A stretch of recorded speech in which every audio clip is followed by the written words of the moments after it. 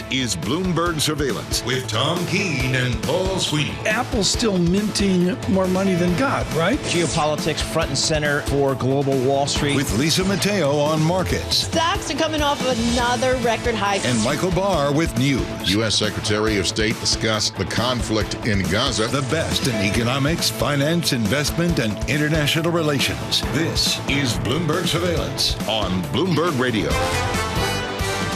Good morning, everyone. Tom Keene, Paul Sweeney, Michael Barr, Lisa Mateo, John Tucker in for Lisa Mateo.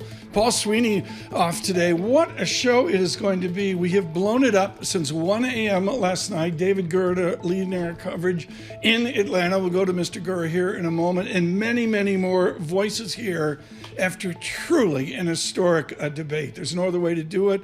To say it, I should say. In the middle of all this at 8:30 today, a critical inflation report. Maybe the market's getting out front on that inflation report, but I would suggest much more. It is the foundational shocks to the nation of the debate that we witnessed last night. We'll have balanced coverage for you, aggregate in all the news sources across the nation and around the world. I was with Tim O'Brien in London earlier this morning with Bloomberg Opinion, getting his perspective.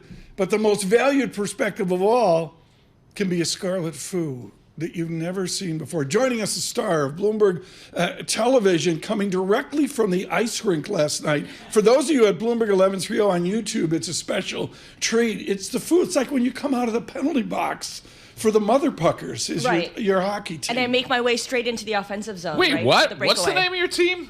It's called Mother Puckers. I haven't done it in a while, but this is the goal, to get back into it once my kid leaves the nest. Got the New York Rangers garb as well, and it's good to have you. You know, here. you got to be loyal till the very end. Yeah. How many minutes of the debate did you watch last night? Enough to confirm what I already suspected. Yeah, well, we'll touch on that. I got to where the president mentioned Scranton and knew I'd have some really good sources, including Joe Matthew with us later, Libby Cantrill. Moments ago, Greg Vallier will join us, and we're thrilled with the best note I've seen so far. Terry Haines, I know he joined Nathan and Karen earlier, but Terry Haines will redux with us here in a moment. Just extraordinary, and I would say for the nation, history-making last night. With our Bloomberg Business Flash from the Interactive Broker Studios, John Tucker. All right, Tom, contracts on the S&P 500, NASDAQ, and the Dow all advancing. This all suggests this week's rally on Wall Street is set to continue. Of course, the big focus for investors a little later this morning at 8:30 Wall Street time. The inflation reading, expect the monthly core PCE inflation reading, at least according to Bloomberg Economics, to be the slowest yet this year. Welcome news for policymakers. Declining gasoline prices, broadly declining goods inflation could be behind that. Nike getting tripped up this morning in the pre-market. Those shares down 14.5%, wiping out about $16 billion in market value. The owner of Jordan and Converse brands seeing revenue declining in the mid-single digits. The dollar earlier did inch higher as traders concluded that Trump was the victory in the debate. On another front, you have shares of Trump Media, a pretty significant source of the former president's wealth. In pre-market trading, Trump Media shares up close to 10%. Right now, the Dow futures up 39, S&P mini futures up 20. The NASDAQ futures are 84 points higher. And we check the markets for you all day long right here on Bloomberg Radio. I'm John Tucker. That's your Bloomberg Business Flash. Scarlett and Tom. John, thank you so much. Let us go to Atlanta and David Gura. What we're going to do here in many of our conversations this morning, folks, some will be a look back to the debate and some will be forward. David Gura, with his years of experience, always looking forward. David, I want to go to Ed Luce in the Financial Times, who says the best that can be said of Joe Biden's stumbling debate performance was that it took place in June. And right next to Ed Luce's essay is a photograph of the governor of California, Mr. Newsom, with one David Gura off to his right side. You spoke to Governor Newsom. How does this Friday morning change for any number of people suggested to step in if Mr. Biden steps aside? Tom, I was on the spin room floor when Governor Newsom came out, and he was swarmed by reporters and seemed so happy to be there, talked his book, talked about this president and his achievements over the last 4 years, spoke optimistically about what the future held. But one couldn't help but notice how different a figure he cuts from the current president. He's a quarter of a century younger than Joe Biden, very vital, spoke glowingly of his conversations with Joe Biden, but also spoke excitedly about all the travel that he, the governor of California, is going to do in the coming days on behalf of the former president. I spoke with him one-on-one. He reiterated a lot of that. Then after the debate, there was this very strange moment. It was quiet. We made our way down to the spin room floor. Then all of a sudden, all of these Trump surrogates came out, clearly happy with how the debate went for their candidate. It took about 10 or 15 minutes, Tom, before we had any Democratic surrogates. There were two of them.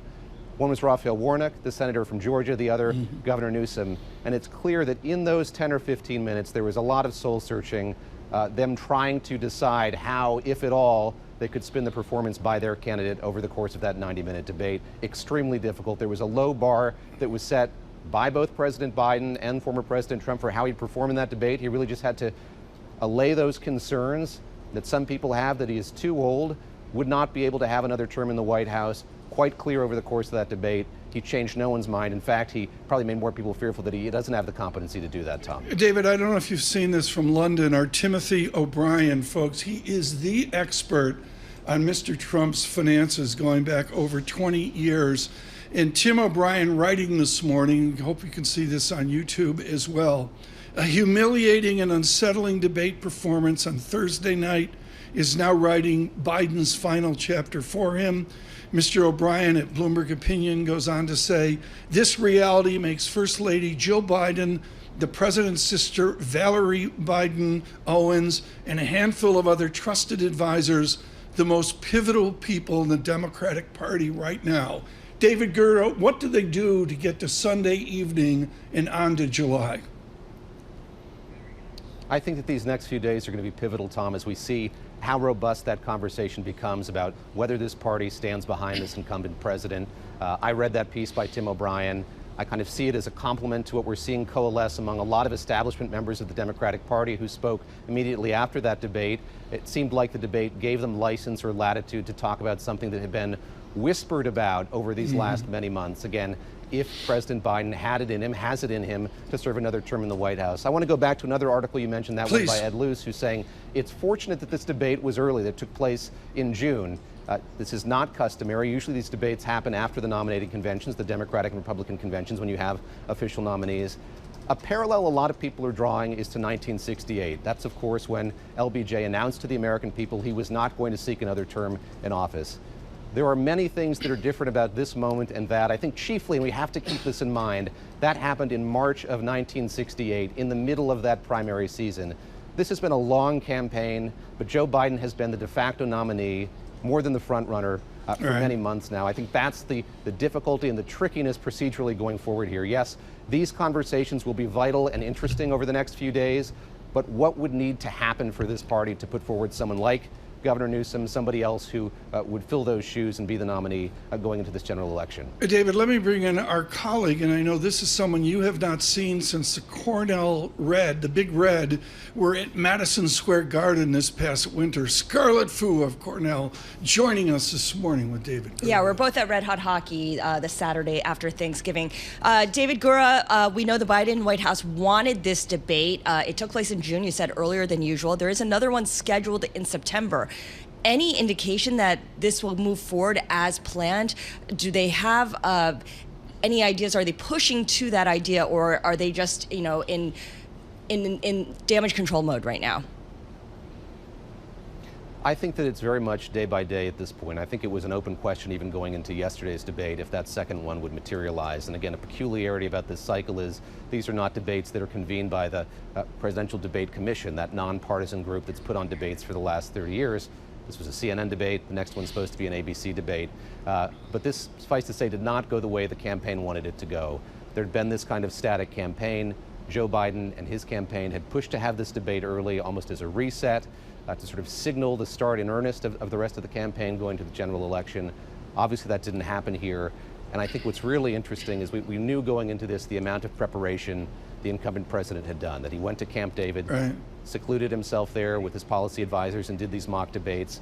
None of that was evidenced in the course of the debate last night. He didn't have any zingers. He wasn't able to rankle President Trump. He wasn't even able to underline lies, untruths that were spouted by the former Right. president. It's just sort of unclear what that led to exactly in the debate. David Gura, Safe Travels, reporting from Atlanta, picking up the pieces after this debate.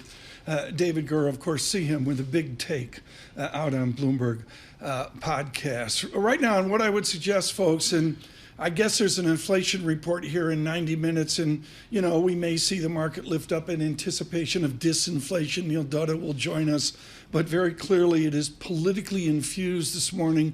The VIX 12.33, futures up 19. A frenzied Friday with our news update. Here is Michael Barr. Thank you very much, Tom. A raspy voice President Joe Biden repeatedly sought to confront Donald Trump in last night's debate, but Biden's uneven performance brought more concerns of many Americans that at age 81, he is too old to serve as president. One key moment was a gut-wrenching answer from early on in the night. President Biden struggled to finish his sentence, jumping from COVID to Medicare, and appeared to lose his train of thought. Making sure that we're able to make every single solitary person eligible for what I've been able to do with the COVID. With dealing with everything we have to do with. Look, if we finally beat Medicare. Meanwhile, the 78-year-old Trump's rhetoric reminded Americans of the bombast during his term.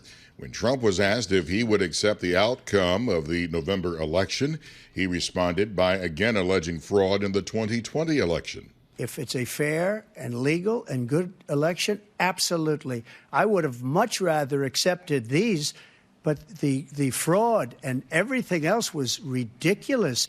Later in the CNN debate, Biden regained some of his footing. Brown University's Wendy Schiller. I mean, it's the mirror that Democrats didn't want to ever look into. I think maybe you could argue that it's the mirror Americans didn't really want to look into about the choices they're facing in November. But, yeah, I mean, I think, you know, the Democratic Party, I mean, Biden releases his delegates. The Democratic Party can do what it needs to do if he thinks that its nominee is going to be a huge vulnerability, not just to lose to Trump, but to bring the Senate down and the House down with him. Brown University's Wendy Schiller speaking to Bloomberg. Global news 24 hours a day, and whenever you want it, with Bloomberg News Now. I'm Michael Barr, and this is Bloomberg. Tom, Scarlet, John. Michael Barr, thanks so much. Working from the early morning here in New York. Scarlet Fu, we're aggregating in all the different thoughts there. Good morning out on YouTube. Search and subscribe Bloomberg Podcast. On Apple CarPlay, on Android Auto. Here's Ian Bremmer of Eurasia Group. This was out on X. I'm beginning to, do you call it X or Twitter? I still call it Twitter. I still call it Twitter. I'm just starting to getting make the transition. XE. Bremmer of Eurasia Group. Inconceivable a nonpartisan would believe Biden can serve capably as president for another 4 years. This isn't about getting to Chicago. Where are we in February of next year after the inauguration? Where are we at the next G7 meeting in early 2025, later 2025? I think Bremmer has an important point. Democrats need to get through this weekend. That's the first thing. I agree. I'm kind of stunned that there has been no plan B. Even if there was a plan B in their back pocket, no one has articulated anything close to a plan B. So it's stunning given that it feels like, based on the commentary, Biden lost the debate more than Trump won it. Trump didn't actually do anything that was any different from what was planned or expected. Let's come back. A window into what we'll be speaking of. Libby Cantrill will join us from New York City. This is Bloomberg Surveillance.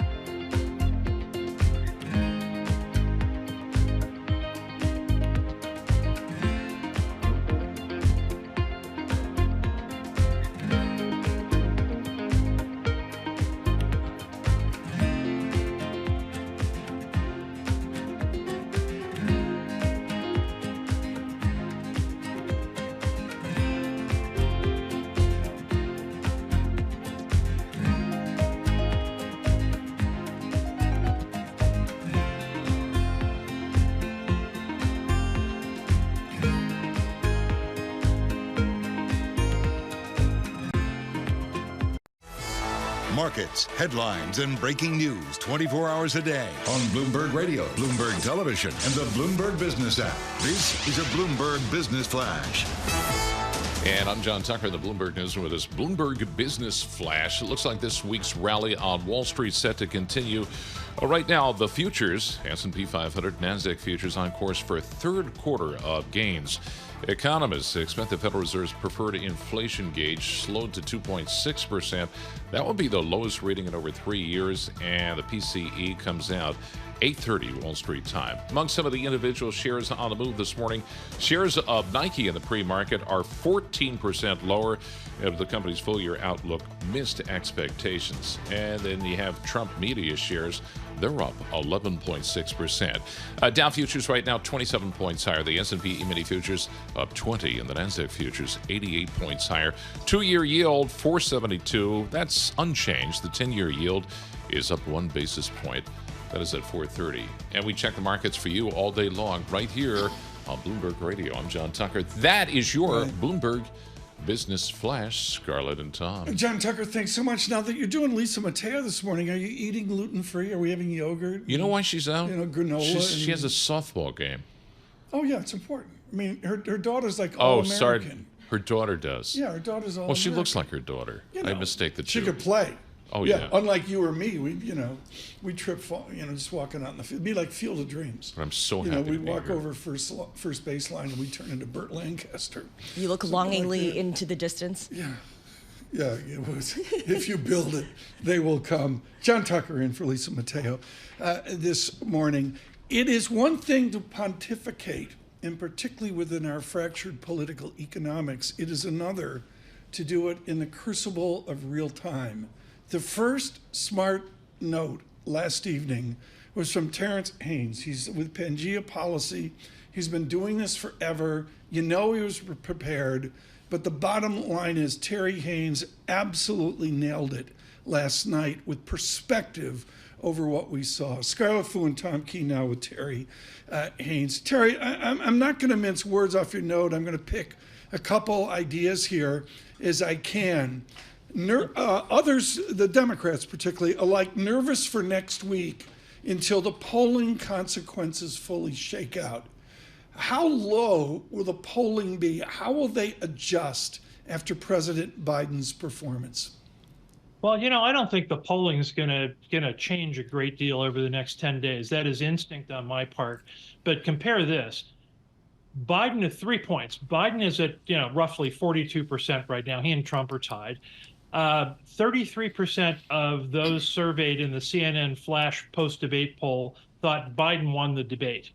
And there's a bunch of different snark we could respond to. But but there's third of those, not too far off the 42% thought that he won. So I think what you're probably going to get is some sort of a dip.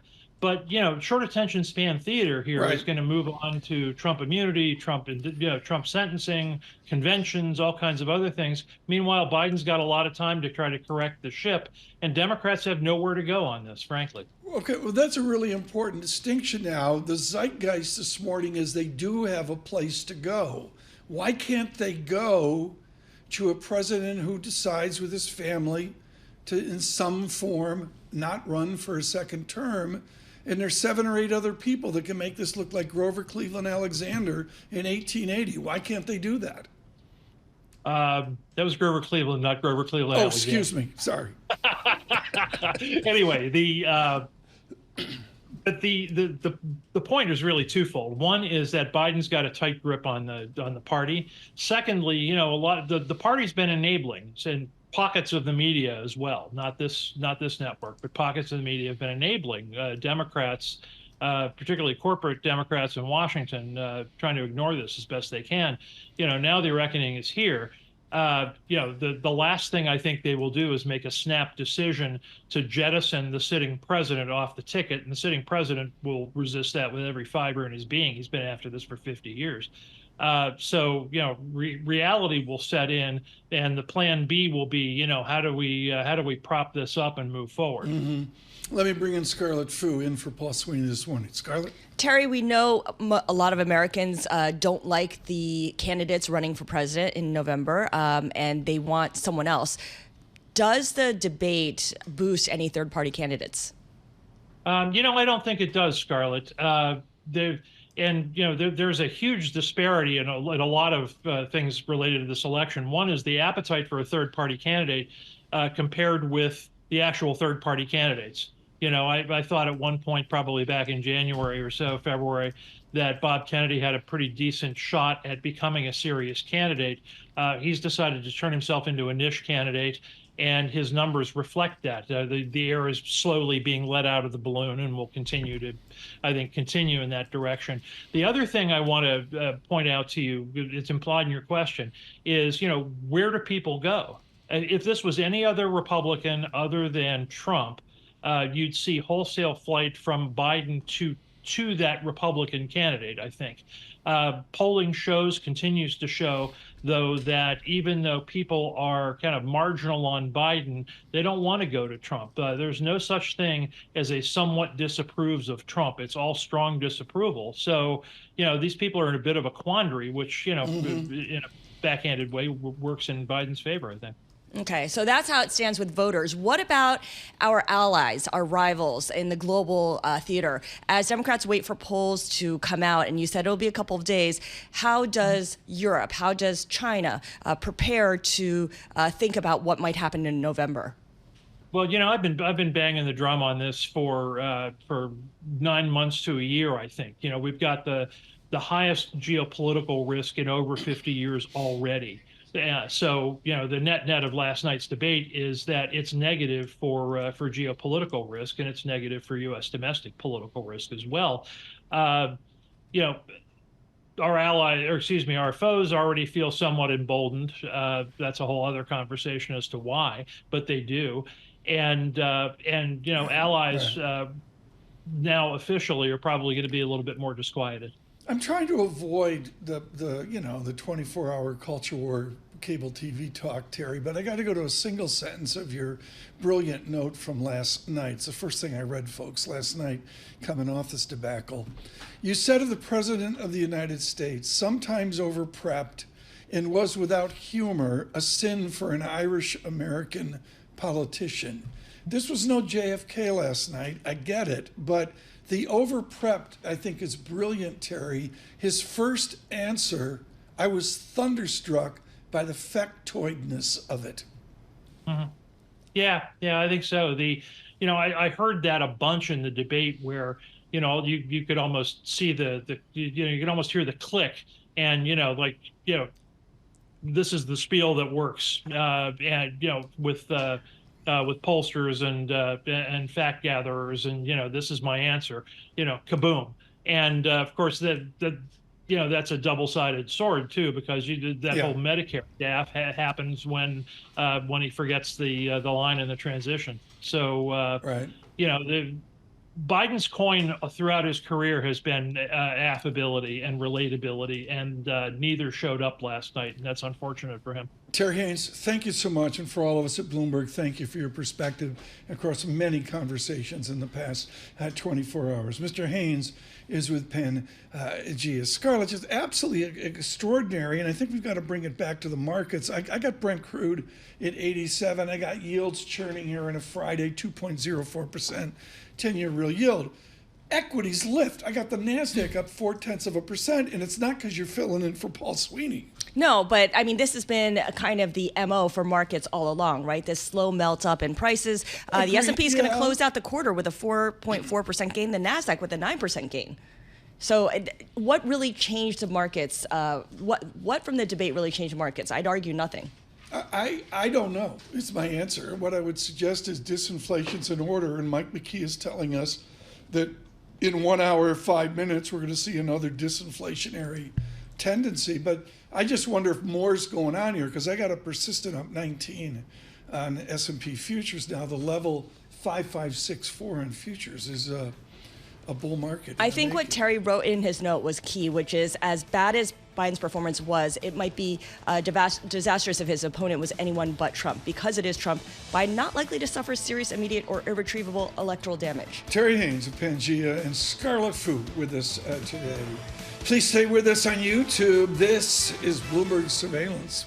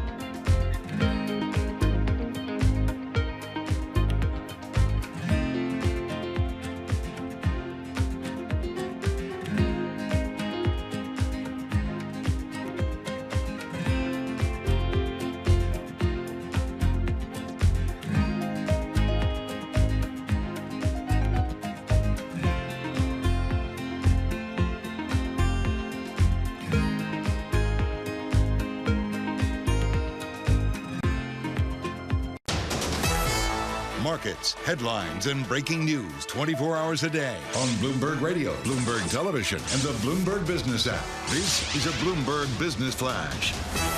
And I'm John Tucker in the Bloomberg Newsroom with this Bloomberg Business Flash. After modest gains yesterday, futures indicate a higher open on Wall Street this morning. The big focus for investors this morning that comes out at 8:30, PCE deflator. Of course, the Fed's preferred inflation gauge. And Bloomberg Economics is estimating that inflation is going to slow to 2.6%. That will be the lowest reading in over 3 years. Again, that comes out at 8:30 Wall Street time. And the dollar inching higher. Markets concluded Donald Trump was the victor. Market participants betting Trump's policies likely to add to inflationary pressures and escalate trade tensions there by supporting U.S. interest rates and the safe haven U.S. dollar. Right now, we have shares of Trump Media up 15%, and you have Nike tumbling this morning, down about 15% on a sales warning. And we check the markets for you all day long right here on Bloomberg Radio. I'm John Tucker. That is your Bloomberg Business Flash. Scarlett and Tom. John Tucker, thanks so much. Major shout out to the animals out on our live chat on YouTube. Search and subscribe Bloomberg Podcast for all of our efforts.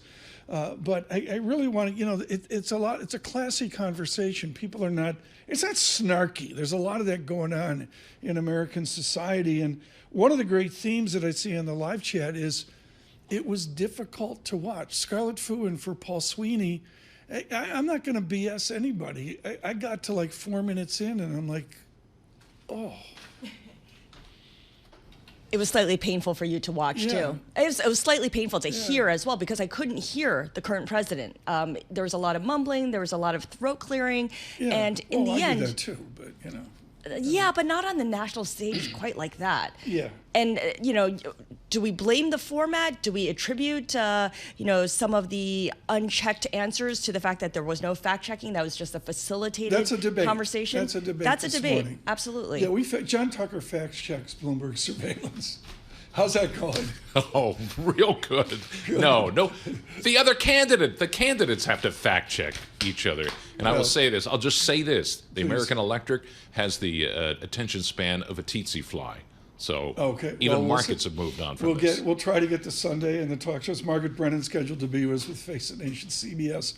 Of course, we do that on Bloomberg Radio Sunday afternoons. This is the conversation of the quarter, and I mean the second quarter, on the equity markets. Ben Laidler of eToro said, be in stocks Christmas of 2018, and he's never wavered. He joins us this morning. Ben, you are the greatest of bulls out there now. How do you maintain a bullish stance into Q3 2024? I think you take the medium-term view. I think these are the sort of early foothills of the new bull market. I think it's very fundamentally supported. I think we're going to see this again when second quarter earnings kick off in 2 weeks. We have a slowly building earnings cycle. We're going to be back to double-digit growth in the US.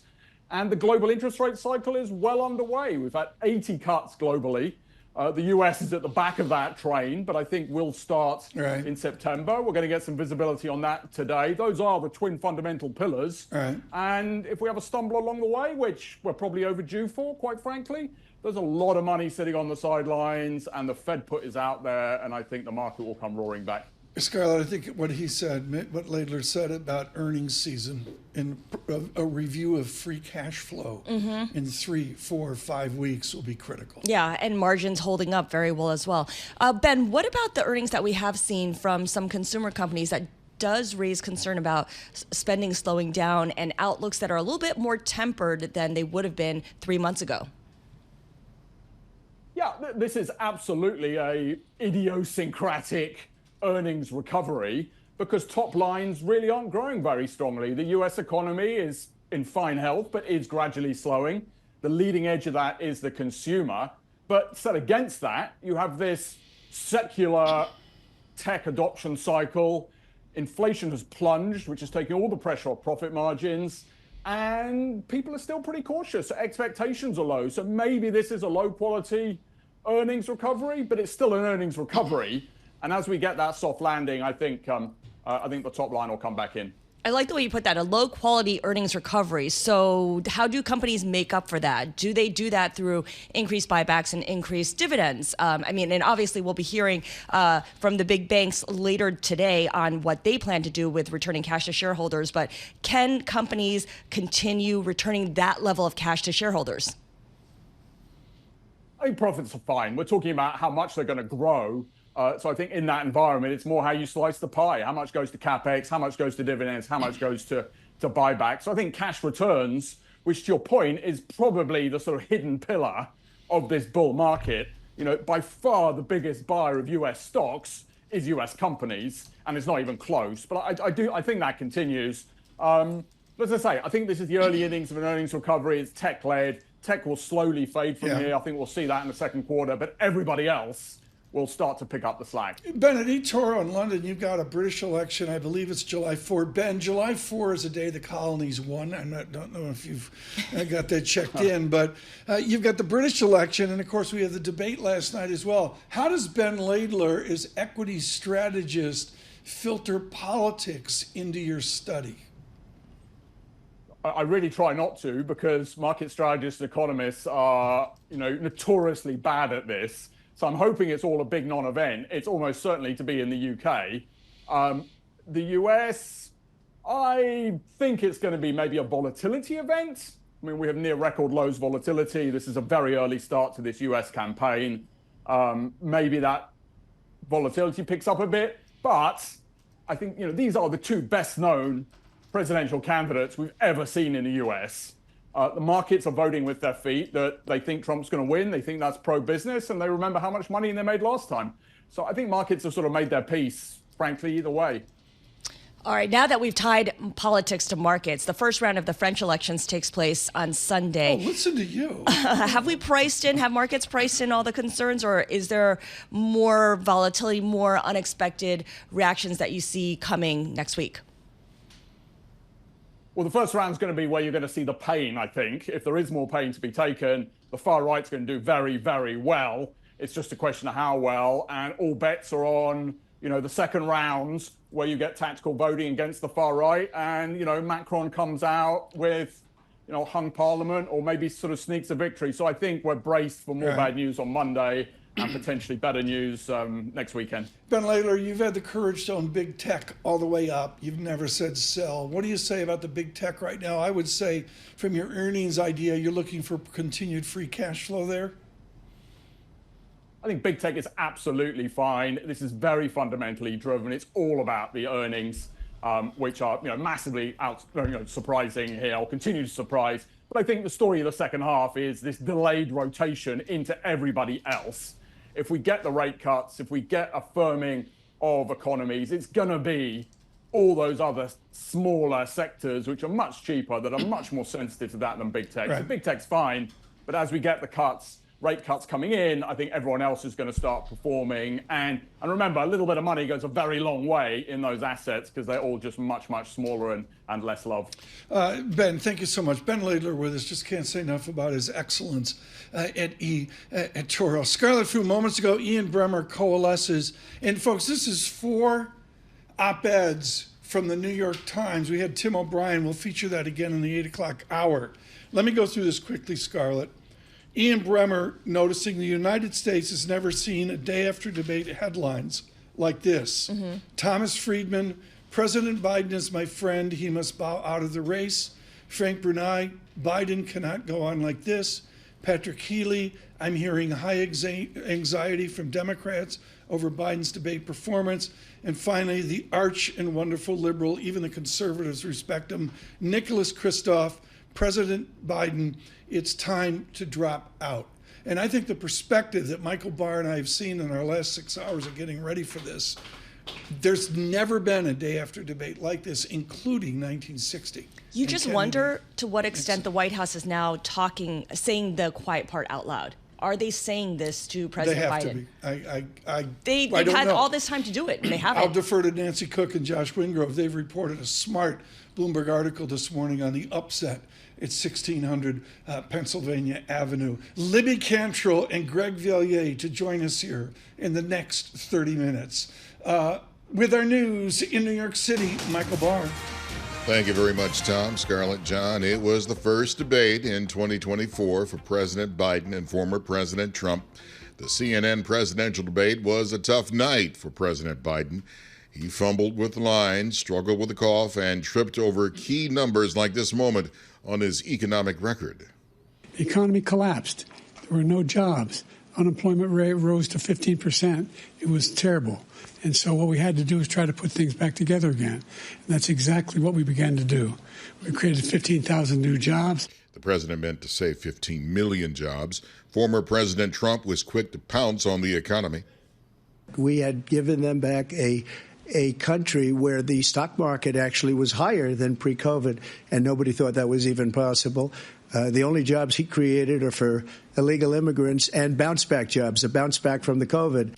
Trump was also asked about claims that he has made on the campaign trail that if he is elected, he will take retribution on his political opponents. My retribution is going to be success. We're going to make this country successful again, because right now it's a failing nation.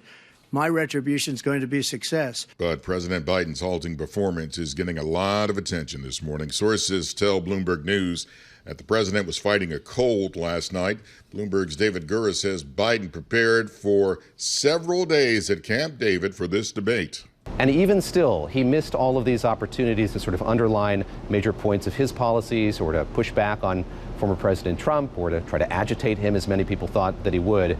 I think it just kind of adds to this sense of disbelief about the fact that this is how it played out last night. Bloomberg's David Gura in Atlanta. The NFL was hit with about $4.7 billion in damages after losing a jury trial over anti-competitive features of its Sunday ticket broadcast package. Global news 24 hours a day and whenever you want it with Bloomberg News Now. I'm Michael Barr, and this is Bloomberg. Tom, Scarlet. We've never gotten a YouTube live chat on, certainly not on me, but Paul Sweeney is such a stud. I mean, you'd expect to get something like this. Thank you for this out on YouTube live chat. Tell Bloomberg to stop wasting money on Scarlet Fu's makeup.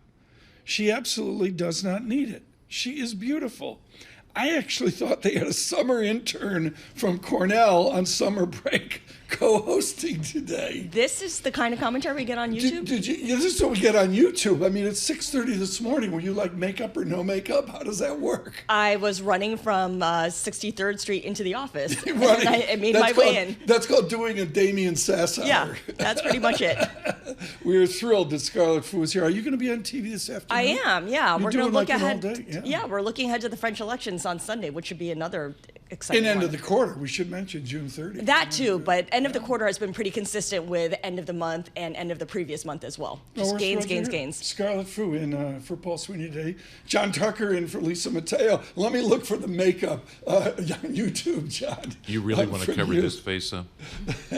I think not. We will see. Folks, we got a terrific effort coming up here. I really can't say. Michael Barr can't hide it. Yeah, Michael Barr. I should be saying something. You got Grady from Sanford and Son sitting here. That's about the best I can do, folks. We'll have to. Like nobody gets that reference. I know, man. From this century. Older people. Libby Cantrill to join us and Greg Villiers on this historic moment for the nation on inflation near 8:30. Ira Jersey. Neil Dutta, the great optimist, Gina Martin Adams will recalibrate your end of the second quarter. And then in the 9 o'clock hour, Joe Matthew will join us after his balance of power effort last night. And we're thrilled to announce moments ago, Henrietta Treyz will join us on Capitol Hill as they view this debate today. We'll get much more out for you as well. Lots of different opinions here across the nation. And of course, people writing into this Friday on what we witnessed last night. Futures advance up 19, the VIX 12.35. From New York, this is Bloomberg Surveillance.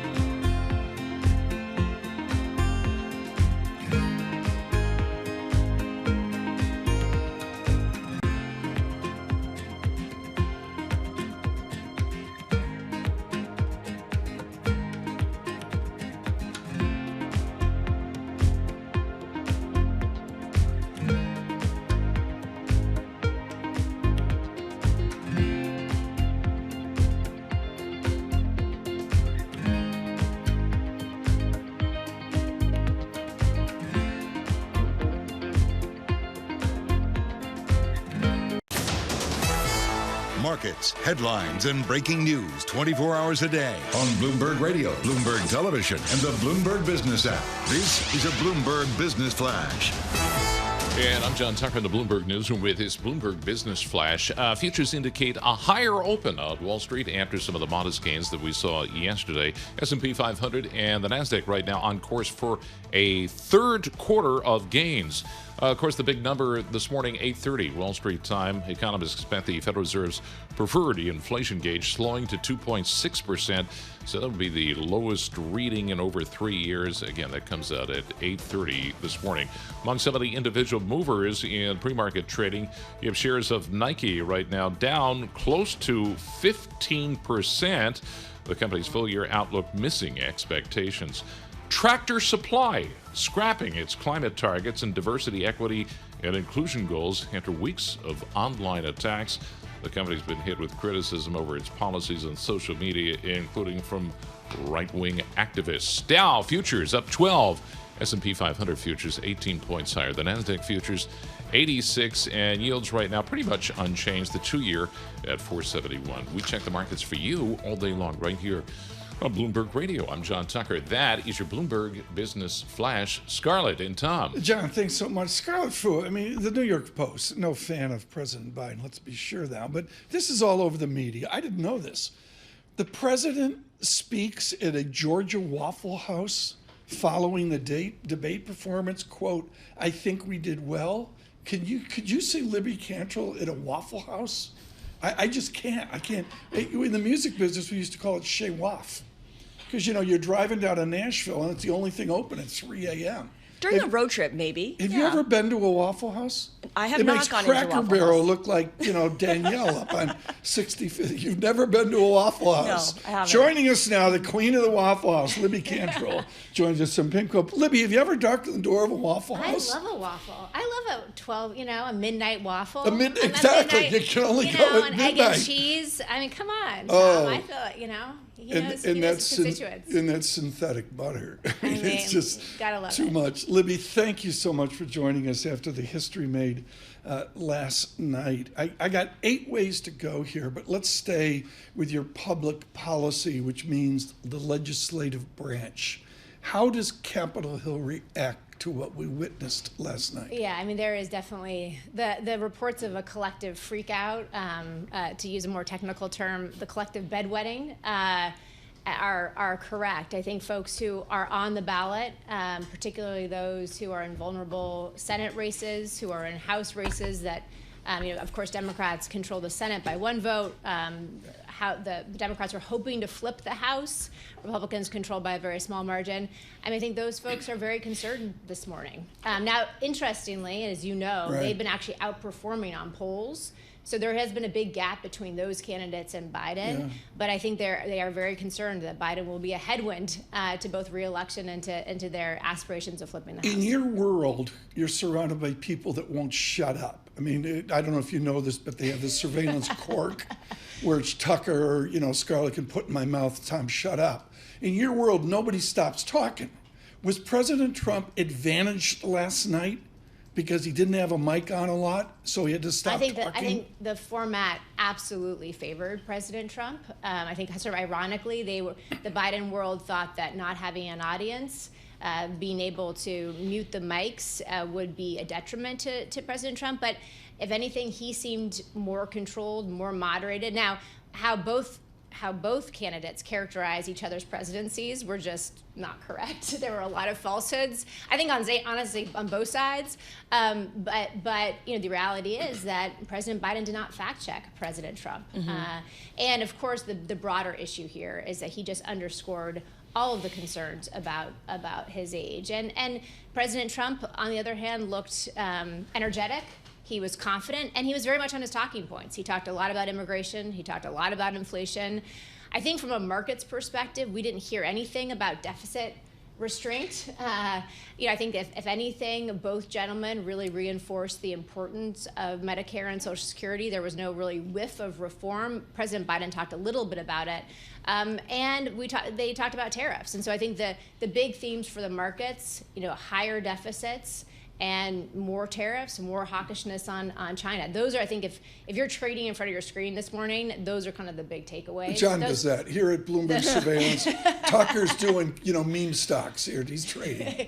but those I think are the big takeaways. Obviously, the chances of President Trump being reelected are higher this morning than they were yesterday. I think after yesterday's debate, it's clear that style over substance was the big takeaway from the proceedings of 90 minutes. I guess the question now is, how does the White House regain control of the narrative versus how do Democrats as a party regain control of the narrative? Yeah, well, I think there is no really indication from Biden world, at least the campaign world, that there is a problem. I do think that it sounds like from what folks are saying that internally in the White House there are concerns. I think, Scarlett, though, the broader question is, even though folks are talking about an open convention or replacing President Biden, the only person who can make that decision is Biden himself.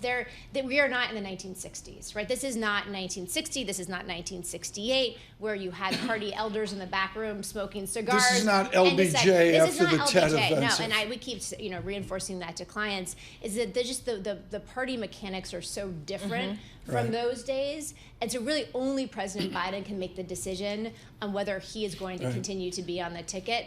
And this is his decision alone. With PIMCO, and particularly with the Allianz on the continent of Europe, you've always had an international feel. Foreign Affairs, and I give Foreign Affairs great credit, they had 2 Biden-Trump foreign analysis within the latest issue, and the Democratic side, of course, was done by Ben Rhodes. Who else? Ben Rhodes last night on Twitter. Just think about what that debate looked like to people and leaders around the world. Libby, you mentioned this earlier, Scarlett, how will this be taken particularly by Beijing? Nick Burns has to deal with Beijing over there. Yeah, I mean, and I actually, by the way, that Foreign Affairs article, Ben Rhodes' article is very interesting. Robert O'Brien's article in that latest issue, I would say, if you're interested in what a Trump 2.0 foreign policy will look like, that is worth a read because he sort of lays out the roadmap for foreign policy. This, of course, President Biden is not only a candidate, he is the President of the United States. And so I think what signal did he send both our allies but also to China? Well, he did not, of course, restore any confidence that he can manage 4 more years, let alone next 90 minutes. So I think it really undermined.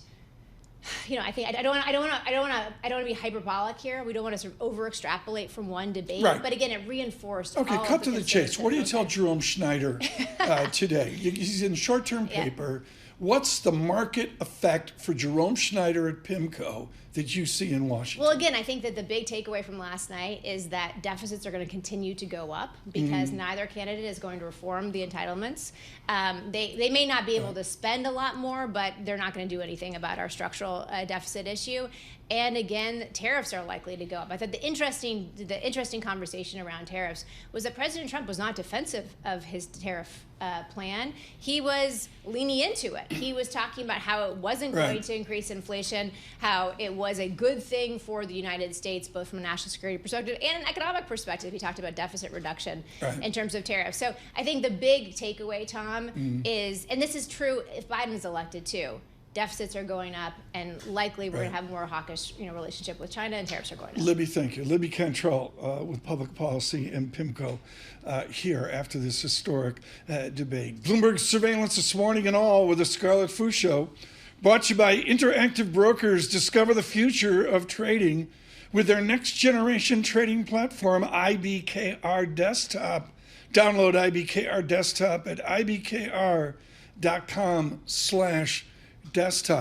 Scarlett, we have economic data in 35 minutes. Does anybody care? Yeah, we all care. The Fed cares. It's the core PCE number, and the year-over-year number is estimated to increase 2.6%. So if we get something right in that area, hitting it on the nail, then the default is a melt-up, as we've seen. Well, we got this. Okay, you and I don't agree on this. You're saying we're up 18. Futures are up 18 here because people are getting out front of disinflation? No, I think it's already factored in, so people are not necessarily getting in front of it. It's a done deal. Michael Barr working since midnight. I've been up since 3 a.m. David Gura never went to bed. All-nighter. What are we doing? We're listening to The Cure. Good morning.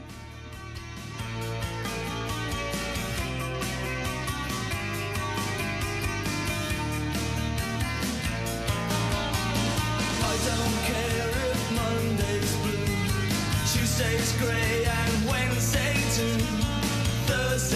I don't care about you. It's Friday, I'm in love. Monday you can fall apart. Tuesday, Wednesday break my heart. Oh, Thursday doesn't even start. It's Friday, I'm in love.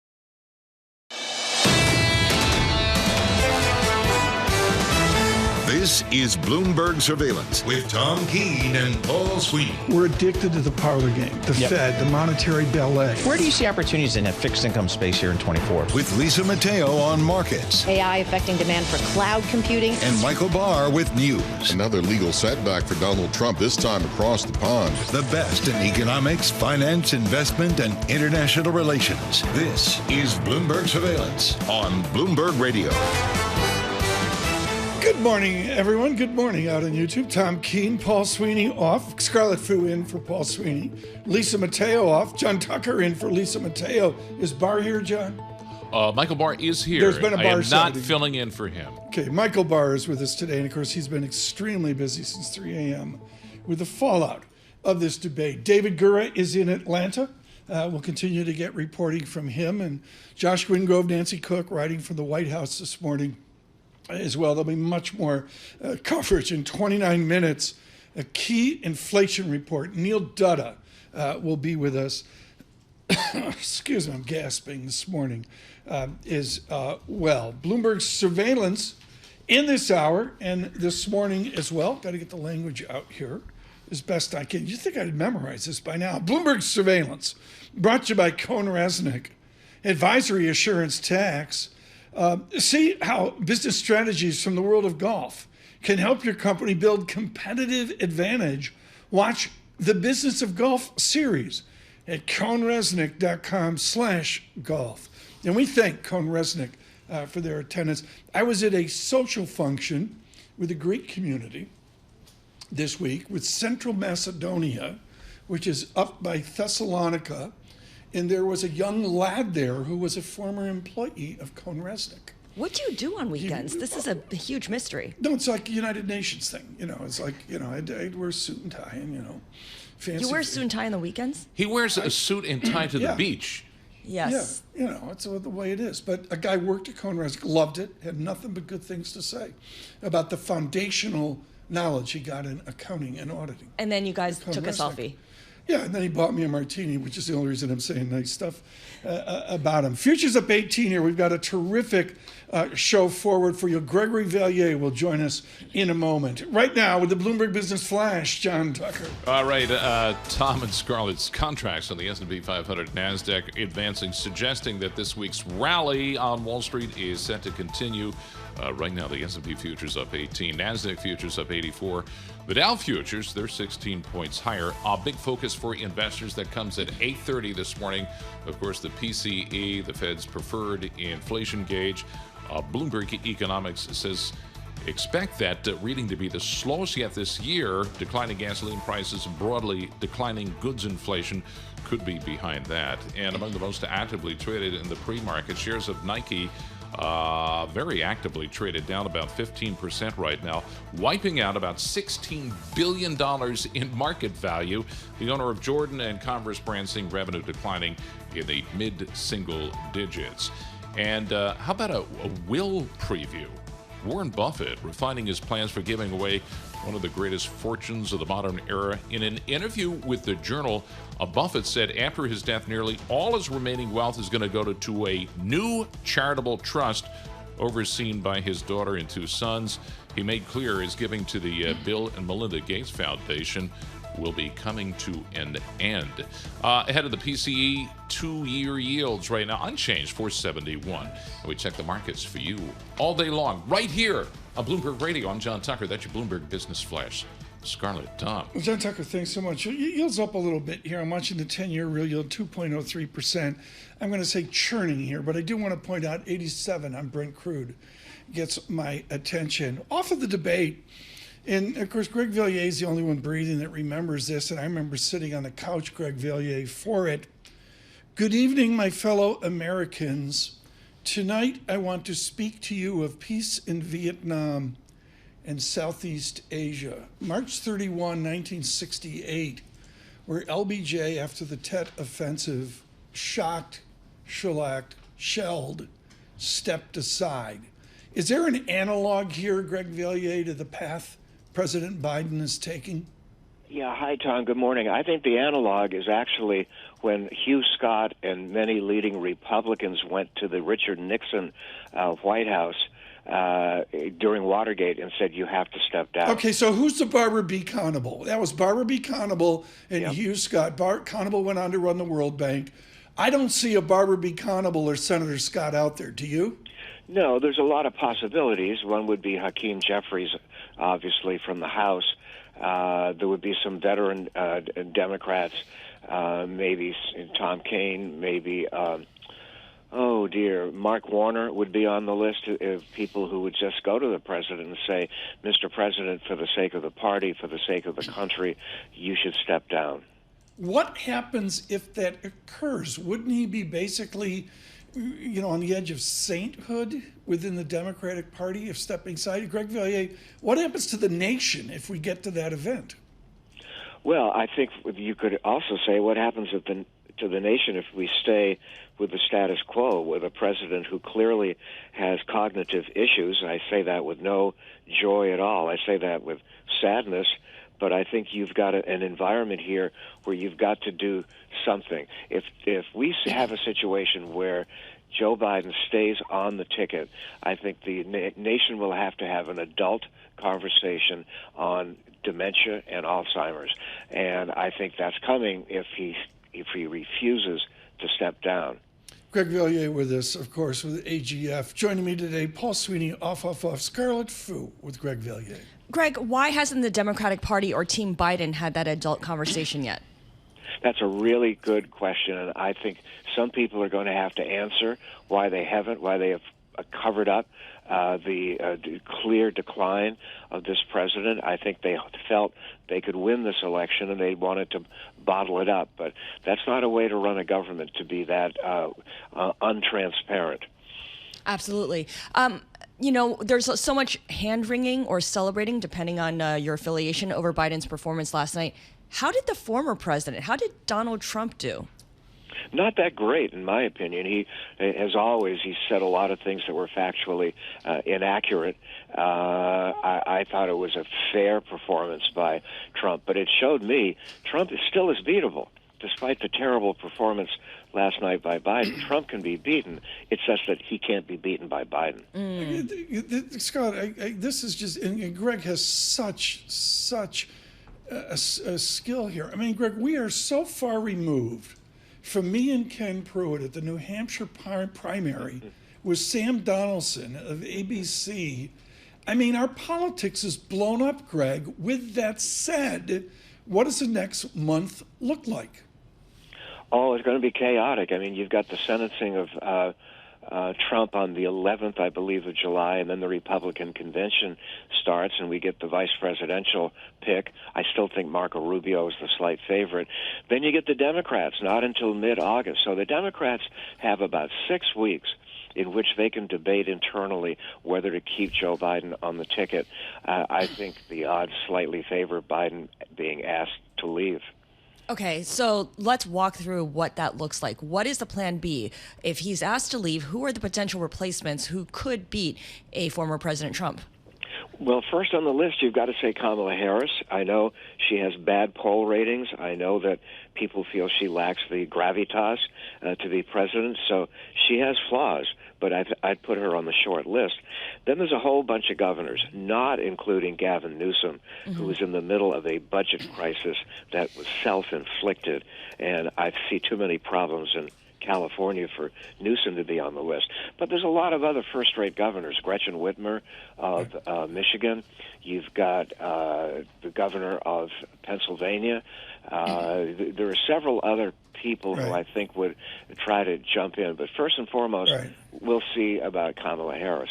Scarlet Fu has like 4 more questions, Greg. So look this afternoon to get a phone call to be on the Scarlet Fu show on Bloomberg Television. Greg Villiers, thank you so much. With AGF, always important and historic perspective here across America's political science. Futures up 18 with our news in New York City. Michael Barr.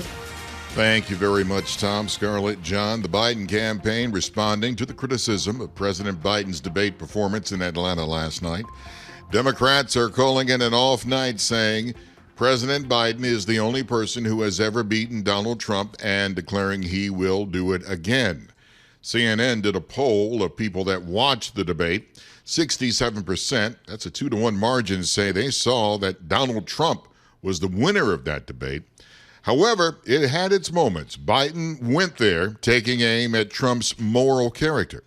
How many billions of dollars do you owe in civil penalties for molesting a woman in public, for doing a whole range of things, of having sex with a porn star on the night while your wife was pregnant? I mean, what are you talking about?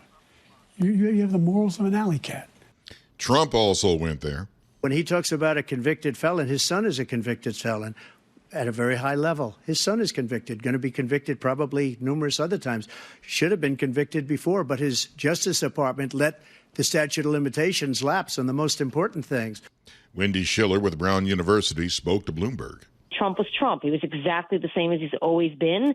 He managed to get out of answering most of the questions that were posed to him, but he looked vigorous. He looked forceful.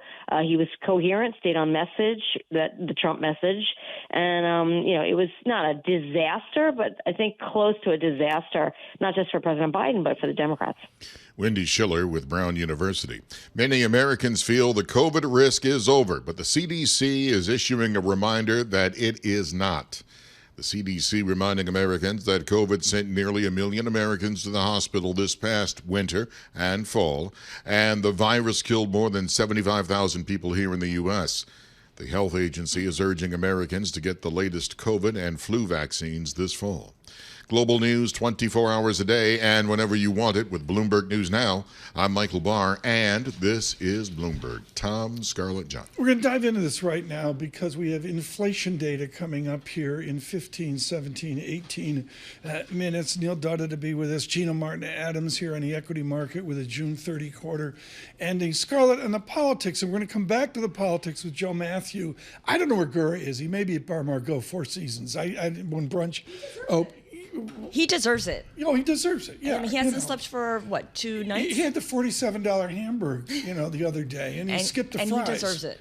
He had the healthy salad or whatever. Scarlett, what have you learned in the last hour and a half about this debate? I'm kind of thunderstruck by the idea that the Democrats called it an off night for President Biden. That's shocking, first of all.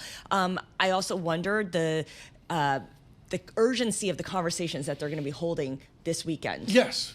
Particularly with the current vice president, maybe even with the former president, Obama. And what I've learned, folks, and this started at 3 a.m. this morning, Barr woke me up. He had already been up since 1 a.m. 11 p.m. the night What before. I've learned is there's a divide, folks, as you wake up to this debate and its fallout. There is a divide by experts over whether the president will have this conversation with whomever or not. And there's some people that really feel these conversations aren't going to happen. I didn't expect that at 3 a.m. Well, the media is pushing for this conversation to happen. You look at the op-ed page of the New York Times, certainly. Yeah, but those are opinion pieces. That's not reporting like the great work Nancy Cook and Josh Is there a difference Rindos. these days? Listen to you. See, this is the trouble when Fu shows up. She gets me in trouble. Michael? I will bring this in. And you talked about this back in 1968 when Lyndon Johnson said, no, I'm not going to run. And the quote that I remember is that if I've lost Walter Cronkite, I've lost the nation. Yeah. But that was a different time back then. Well, we don't have Walter Cronkite now. We have John Tucker, but Well, But seriously, there's somebody out there that maybe he lost the nation. We will see. From New York City, our continuing coverage, Bloomberg Surveillance.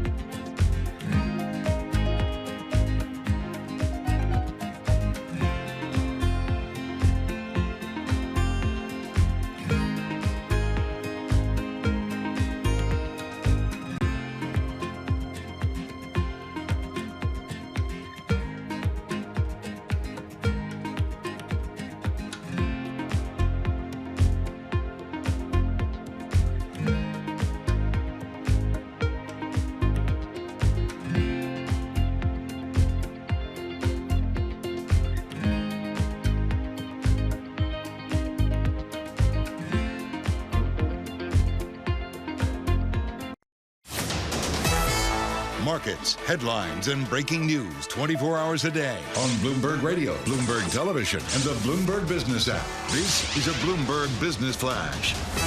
And I'm John Tucker in the Bloomberg News. And with this Bloomberg Business Flash, the countdown is on, 14 minutes away from the big economic event of the day, the PCE, the Fed's preferred measure of inflation, coming out at 8:30 Wall Street time. Dow futures ahead of that up 16. S&P E-mini futures up 20 right now. And the NASDAQ futures 102 points higher. As far as yields, we have the 10-year up about a basis point, 430 right now. 2-year unchanged. That is at 472. The dollar inching higher as markets concluded Donald Trump was the victor in the debate. Since paired those gains, market participants betting Trump's policies likely to add to inflationary pressures and escalate trade tensions. And in the pre-market trading, you also have most active Trump media stock. That is up 9.3%.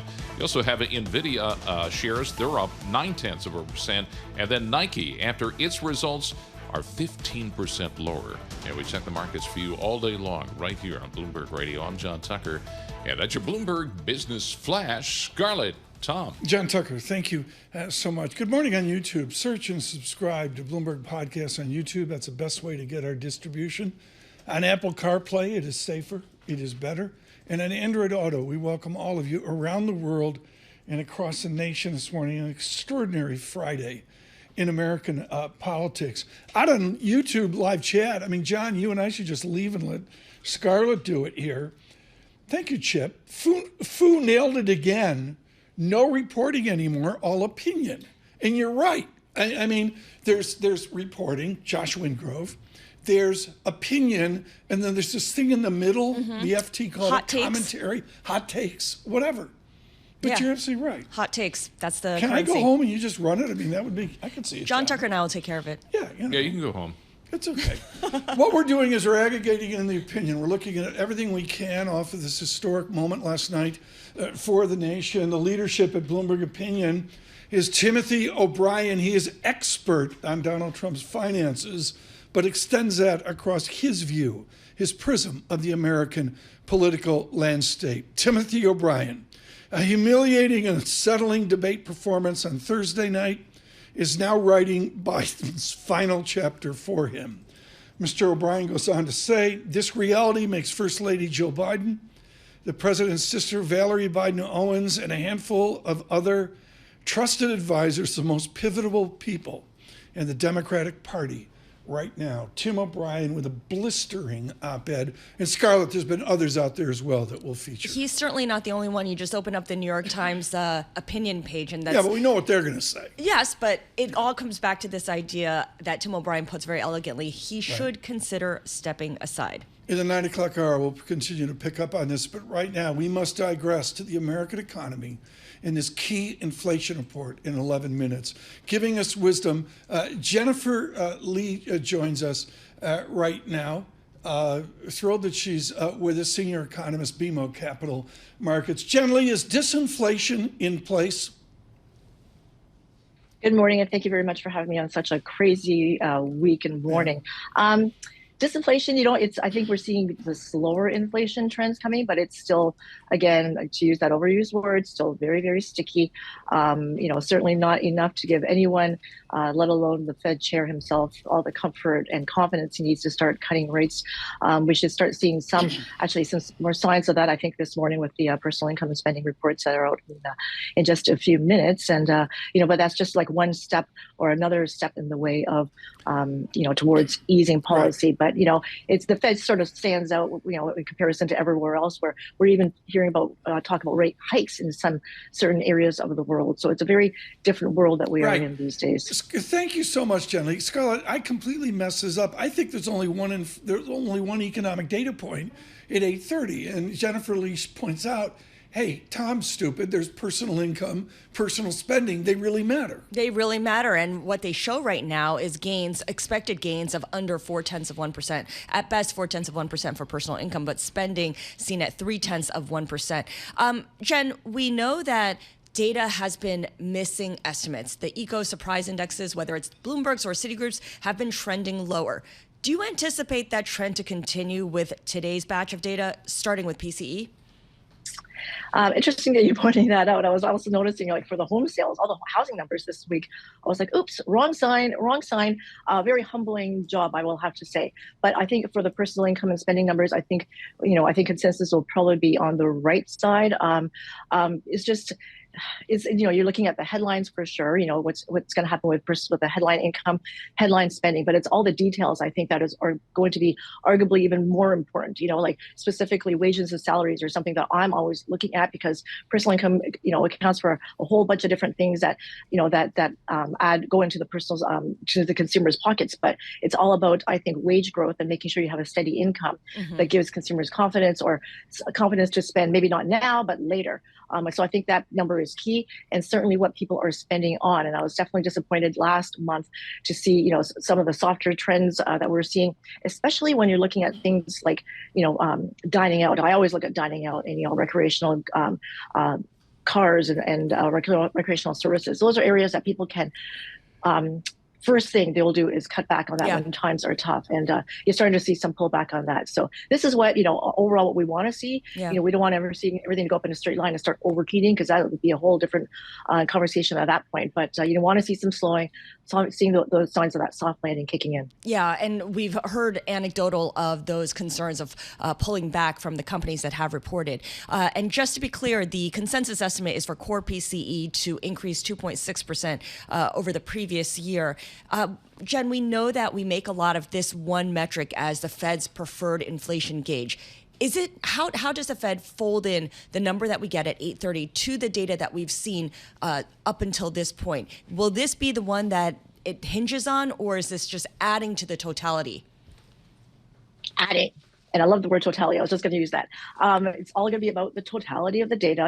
They obviously, this is their preferred metric, the core PCE deflator, but they have to look at everything, CPI, even the producer prices, just as an indicator of future potential prices on the consumer front. But certainly all of the different indicators that you're looking at, even like prices paid from the different surveys, just as a gauge of how prices are going. So they want to be, if everything is pointing in the right direction, I think they would give them a heck of a lot more comfort and confidence to start easing. But if everything is going in different directions, I think that would be a very messy signal. We're ending second quarter. What's your Q2 guesstimate for real GDP, Jennifer Lee? Well, I'm going to look at my sheets now. So we've got about just over 1.5%. For the second quarter. You got 6 months. Very cautious. You got 6 months of sub 2% real growth in America. So we finally, this is what everyone has been waiting for, right? After, again, 525 basis points of rate hikes for the last couple of years, this has been bound to kick in at some point. And the U.S. economy has been nothing short of resilient. And it still is. This is just the easing, the tapping of the brakes. I think it's something that Fed Chair Powell has used before as well. Just the tapping of the brakes to start slowing things down. And this is, to be expected, after, again, so much tightening. Jennifer Lee, thank you so much on an insane day. Thank you so much for being with us at BMO Capital. Margaret, Scarlett, that's a really important insight. And I guess I've heard it, but not as clearly as what we heard from Jennifer Lee.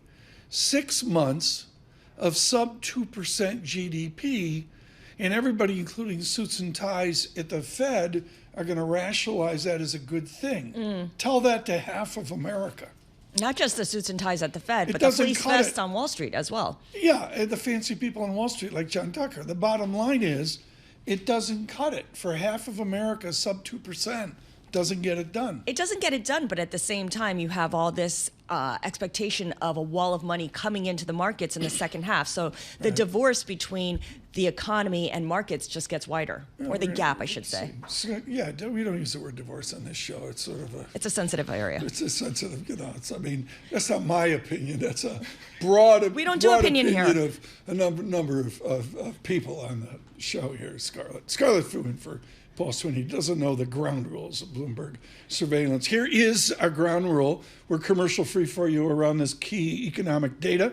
We'll get to that here in 4 minutes. To get a pre-brief, Ira Jersey joins us from Bloomberg Intelligence on rates. What does a 10-year yield say right now, Ira Jersey?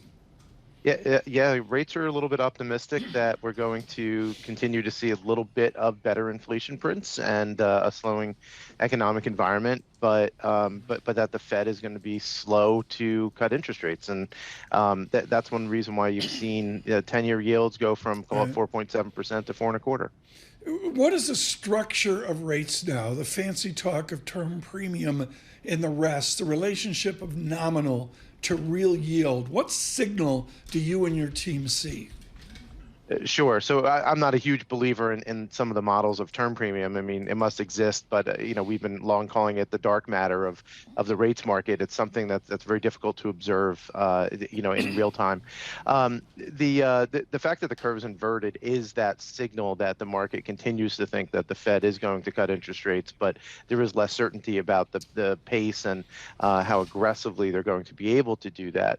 But nonetheless, the market has been inverted for longer than it's ever been. And I suspect that will continue until the Fed actually starts to cut rates, whenever that is. Maybe it's later this year, maybe it's early next year, but until they do, I think that the 2s-10s curve in particular will remain inverted. So we had some Treasury auctions this week, and the demand was fairly solid. Did that distort the movement of Treasuries at all this week? Well, I don't know if it distorted it. I think it showed that there is some reasonable demand for yields at this level, and that some investors wanted to come in and buy now because they're afraid that maybe yields would be lower later. So I think there is a little bit of this fear of missing out and missing out on 10-year Treasuries above 4%, because our forecast is for Treasuries to end the year below 4%, almost regardless of when the Fed actually starts to cut rates, because the market is going to continue to think that we are going to have lower interest rates and a slower economy in 2025. Who puts the bid on the 10-year yield to get a Jersey 3.99%? Is that foreign money? Well, it's interesting you say that, Tom.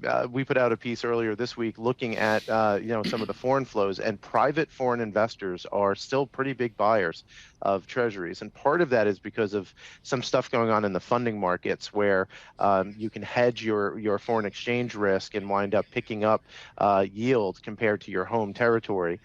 So even if you have somewhat lower interest rates, so the Germans and the Japanese, for example, they can buy Treasuries and actually pick up significant yield even after hedging their currency back to their home currency. Ira Jersey with us here. He will continue with us through this 8:30 hour, 90 seconds away from this critical inflation report.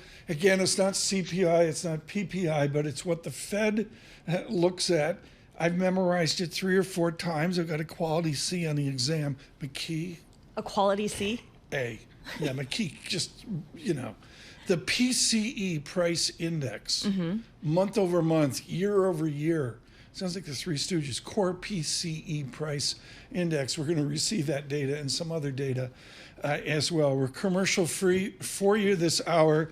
And our economic indicators are always brought to you by Commonwealth, supporting more than 2,000 independent financial advisors.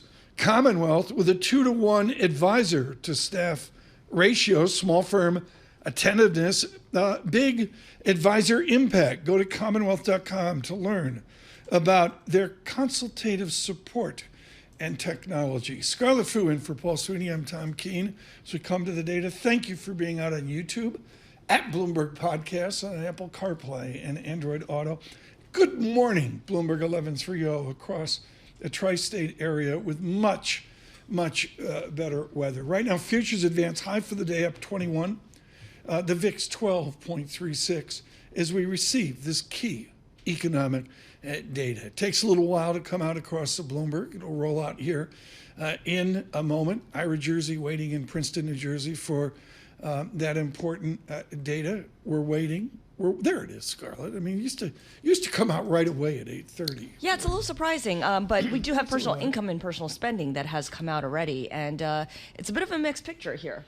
Income did better than expected. Personal spending less so. Do you think Jersey gets the numbers before we do? No. I mean, I think maybe Ira Jersey does. Neil Dutta coming up as well. There are the numbers out.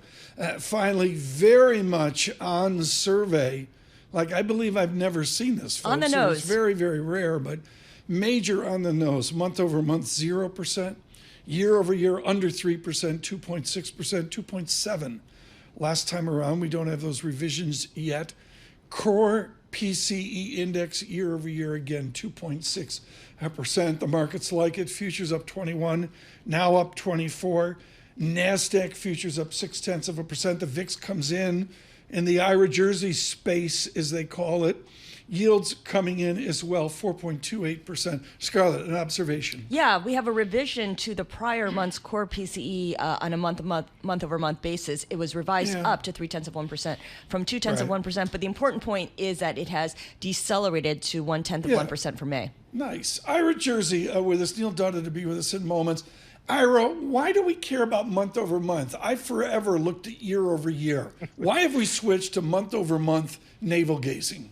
Well, mainly because we're looking for the turns, Tom. So the year over year is still kind of what the Fed cares about. It's the way that we interact with the data and just say, okay, 2.6% year on year core PCE and headline, which is pretty unusual for both core and headline to be at the same level. But the month on month tells you what the near term direction is, right? So the fact that we had a zero print, which was as expected, is a good sign for the Fed, right? That's going to be helpful for them. That's one reason why you see the front end of the Treasury market rallying here a little bit, with yields a couple of basis points lower following this decent data.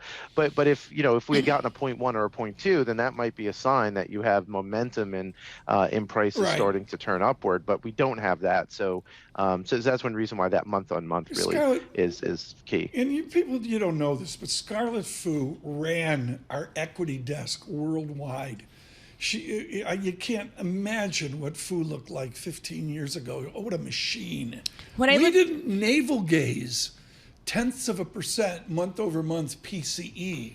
When I lived in Hong Kong during that time, when I ran equities, inflation was 7% annually. So no, there was no navel gazing over month. But to get to that idea about month over month, it's what we see, what we feel, despite logic telling us otherwise. Year over year allows the Fed to see the forest over the trees. But again, you come back to the emotion of price increases that you experience day in and day out. Month over month speaks to that. I want to ask you, Ira, in terms of how the Fed interprets this and moves on. What is the next data point that they're going to fixate on if all the numbers came in bang in on the nose as expected? Yeah, well, it's payrolls, and certainly for both the Federal Reserve and for the Treasury market in particular, payrolls is still the key data point, right? But firstly, because it's one of the other side of the Fed's mandate, right? That's full employment and inflation. And today we got pretty decent inflation numbers. And if you wind up with an environment where we still have 200 or 250,000 jobs being created, then that's the Goldilocks for the Fed, right? In that situation, then the question is, will the Fed feel compelled to lower interest rates when there's still a lot of jobs being created, and at the same time inflation is coming back down toward their target? So I think that's next Friday is key. And what's interesting is, because it's a day in between a holiday and a weekend, liquidity is going to be bad. So we could see a lot of volatility, and we need to prep for that. Yeah. Scarlet Fu off on July 5th. Ira Jersey off on July 5th. John Tucker off on July 5th. No, he said he'll be here. I'm here. Oh, you're here? I'm here as well. It's a no-life crew. You guys can talk about the upcoming payrolls report. Thank you so much. I know he'll be here on July 5th, and that is Neil Dutta. As all of you know, I thought he did a phenomenal job in 2023 of being optimistic. Neil Dutta of Renaissance, RedMac, I should say. Are you still optimistic about the American economic experiment? I mean, my optimism is getting a little bit shaken because I think the Fed is, on the wrong side of the eight ball here.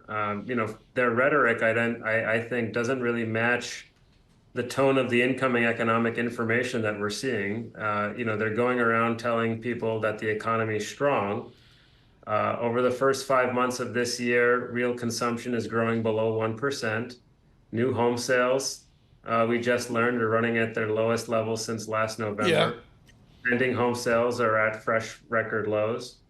And over the last 6 months, core capital goods orders and shipments are basically flat. And I think the reason that matters is because one of the things the hawks have been saying is that financial conditions are too easy.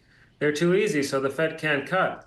If financial conditions are so loose, why is it that things that you'd expect to respond to the sort of standard financial accelerator model, like housing, like business investment, they're flat on their back? Right. So either you're looking at the wrong financial stress variable. Maybe it's things like loan rates for private households, more so than corporate credit spreads. Right. Maybe it's the strong dollar. Maybe it's just high interest rates generally, more so than equity prices. That really is what we should be focusing on. Hi to Scarlet, by the way, Tom. I haven't talked to Scarlet, I feel like, in so long, so it's good to hear her. Yeah, it's great to hear. She's like doing the 24-hour shift today, but the real issue is Dutta's with his kids in the afternoon. He's like, forget about Scarlet. Neil Dutta with Scarlet Fu. Good morning, all. Neil, let me ask you about the core PCE and just dig into it a little bit more, because it's slowing down. The gains are slowing down in large part because oil prices have come down. And I know we're talking about core versus non-core, but in any case, and declining goods prices. But services, which does include things like home insurance or auto insurance, that remains sticky. I got the bill for my home insurance. It was stunning. And yes, when I asked the broker to look into other policy premiums, couldn't find anything better. Exactly. So I was stuck with it. Redux. And we're not talking about 2.6% increase. We're talking about 20% increase. Yeah, but your house price has gone up, so it's a wash. Oh, listen to you. Oh, John Tucker. I don't think John, it's inflationary. I had to cut the dogs back from Fancy Hills dog food to some, cheap Costco thing. You guys are whining. Because of the insurance. Continue, Scarlett. So, Neil, talk a little bit more about the services inflation that we're seeing and the stickiness there, and whether we're not paying enough attention to it. Well, I think we're paying too much attention to it, quite frankly, because this is being used as a rationale for sort of holding off on rate cuts. And frankly, I think what's interesting is that we can say why core services inflation has been strong, but I think it's more challenging to lay out a coherent rationale for why it will stay strong.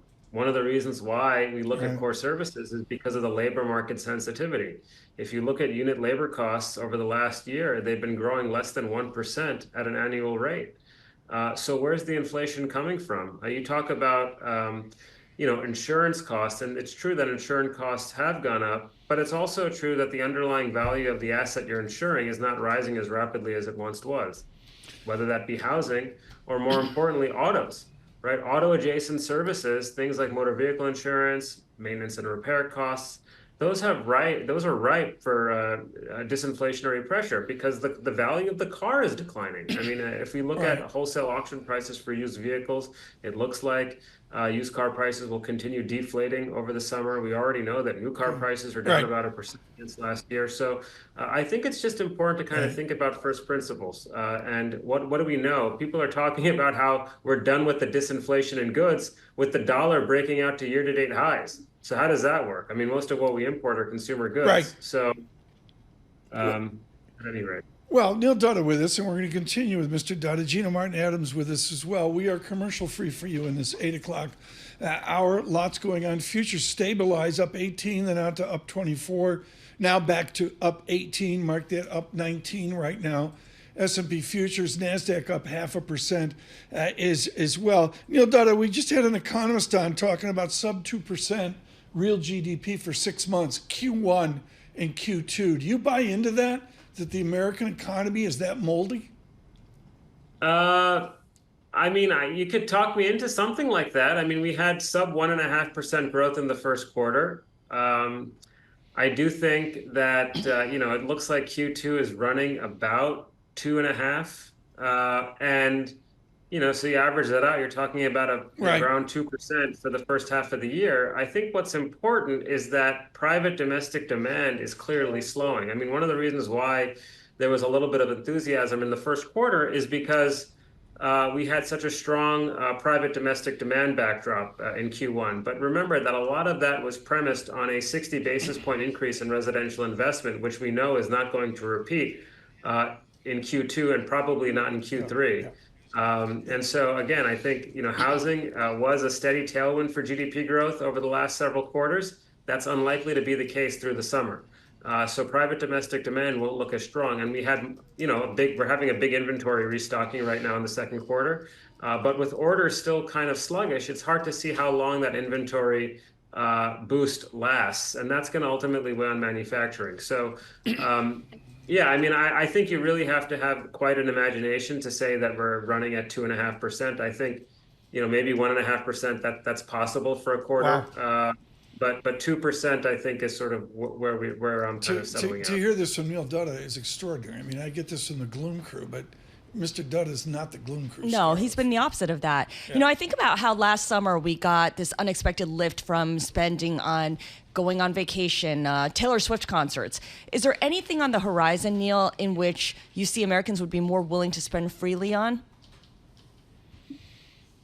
Scarlett, I don't think about consumption like that. I mean, if it wasn't Taylor Swift, maybe you'd have more people at the Beyonce Renaissance tour. I mean, I think people go out and they want to spend money, based on what their real disposable incomes are doing. And fortunately, the last month was a good month for real disposable income. But generally speaking, what we know is that labor market dynamics are consistent with a cooling off of income growth. And that's going to weigh on consumer spending over time. The good news is that inflation should slow, so that should kind of keep real incomes on a steady here. And that's why I'm not really lighting my hair on fire over recession risk. What I'm talking about really is just a recalibration of monetary policy.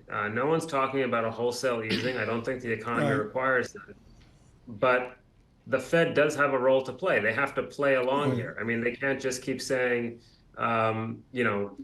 the economy's strong, we don't have to do anything when evidence is showing something else. So I think they just need to kind of set their rhetoric to the incoming data, and we'll be okay. Neil Dutta, thank you so much. With Renmac, just can't say enough about his work here. Clearly more cautious than what we saw last year as well. Futures up 14 right now. We're going to get to Gina Martin Adams here on the equity markets. Michael Barr on this incredibly important day of politics will join us. The 9 o'clock hour. We will have David Gura finally from Atlanta as he gets on the Gulf Stream to come back north, and Margaret Brennan scheduled to be with us with the CBS television network in Face the Nation. Part of our agreement with Miss Fu and her people is, of course, it's widely known over the years of surveillance that Scarlet Fu is the surveillance celebrity lodestone, and there's nothing anyone else is talking about this new relationship of Prince William with Taylor Swift. And I mean, it's really something, and there's been a lot of attention here with Meghan Markle that Taylor won't come on her podcast as well. Do you think Taylor has to smooth things out and do the Meghan I don't think Markle Taylor has podcast? to do anything that Taylor doesn't want to do. It's all on the Windsors to figure this part out. Can she sustain this within the celebrity lodestone that is Scarlet Fu? Does she have legs? Can she sustain this? Yeah, absolutely. Years and years out? She is... I mean, people who don't like Taylor Swift's music know her and know that she is a force to be reckoned with. Okay. Do you Michael listen? Barr, was that do good you listen to enough? Taylor Swift? Do you think? I was impressed. Yeah, some of it I do. Yeah, I know You're you do. impressed with how Scarlet? This is what we used to do. Did I just Michael tune into a different show? Barr. What happened?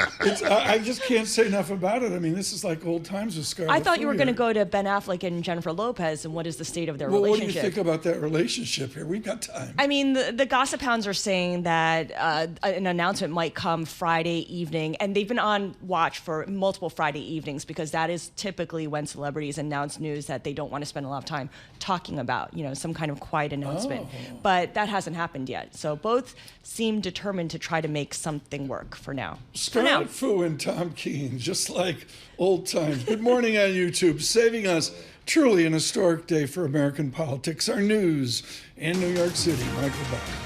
Thank you very much, Tom. Scarlett, John. The first debate rematch between President Biden and former President Trump came a lot earlier in the cycle than in the past. The president may have been hoping to give a kickstart to his struggling re-election campaign, but a faltering performance last night may be raising new questions for Democrats about where this race goes from here. Now, there were some moments on the topic of the January 6th Capitol riot. Trump, during the CNN presidential debate, alluded to those in jail as innocent people. President Biden responded. He says he'll now forgive them for what they've done. They've been convicted. He says he wants to commute their sentences. Trump accused Biden of projecting a weak image that emboldened Russian President Vladimir Putin to invade Ukraine. That's a war that should have never started. It would have never started ever with me. And he's going to take Ukraine. Terry Haines of Pangaea Policy says Biden certainly had a bad night, but he won't be replaced by Democrats. I think we need to think about Trump a little bit more, too. Trump didn't break out here. Trump's major problems are that he's dealing with a split Republican Party. He's dealing with independents who do not prefer him. He didn't make any moves last night to change that out. If Biden had the performance that he had against any Republican nominee other than Trump, you'd see a lot of people flocking towards the Republican nominee. Because it's Trump, that's not going to happen. Terry Haines of Pangaea Policy. A New Mexico judge is expected to rule today on a motion by Alec Baldwin's attorneys to have the manslaughter case against him dismissed. Baldwin was charged after a prop gun he was using on the set of the movie Rust discharged and killed the cinematographer. Global news 24 hours a day and whenever you want it with Bloomberg News Now. I'm Michael Barr. This is Bloomberg. Tom Scarlett John. And Michael Barr, thanks so much. Two important items. Kathy Jones over at Schwab out with careful analysis of the PCE report. She knows that Supercore PCE, the smallest monthly increase since August of last summer. She notes healthcare up, but 5 of the main subcategories actually declined, a sense of the disinflation that we see. We're going to be doing much more on the politics of America on this historic day after a debate. We'll do that in the 9 o'clock hour. Joe Matthew will be with us with Balance of Power. Henrietta Treyz, really looking forward to that conversation with Henrietta Treyz. David Gura has a sighting as well. Now we look and consider the equity markets. How is it possible that we've spent the Friday of the end of the second quarter barely talking about Q2 and the view to earnings? Hugely qualified Gina Martin-Adams joins us now, Bloomberg Intelligence Equities. Gina, this is a point within the hundreds of people involved with you at Bloomberg Intelligence where you're trying to frame out revenue down the income statement, margin, ratio dynamics to get to free cash flow and some measurement of income. How does it shape up into the earnings season? Yeah, I think it's going to be a really interesting second quarter earnings season, Tom, for a lot of reasons. The first and foremost is we've likely passed peak earnings and cash flow growth rates for tech and communications industries. So that entire TMT complex, which is about 40% of the overall market cap of the S&P 500, it's also driven the vast majority of the early recovery cycle earnings gains. That growth rate likely peaked at about 30% in the first quarter. We will see over the course of the next 4 quarters that growth rate decelerate to closer to 15%, starting with the second quarter. What's really interesting, though, is with the second quarter, even though TMT is decelerating, the rest of the index is still struggling. And so we could have a relatively weak quarter at large.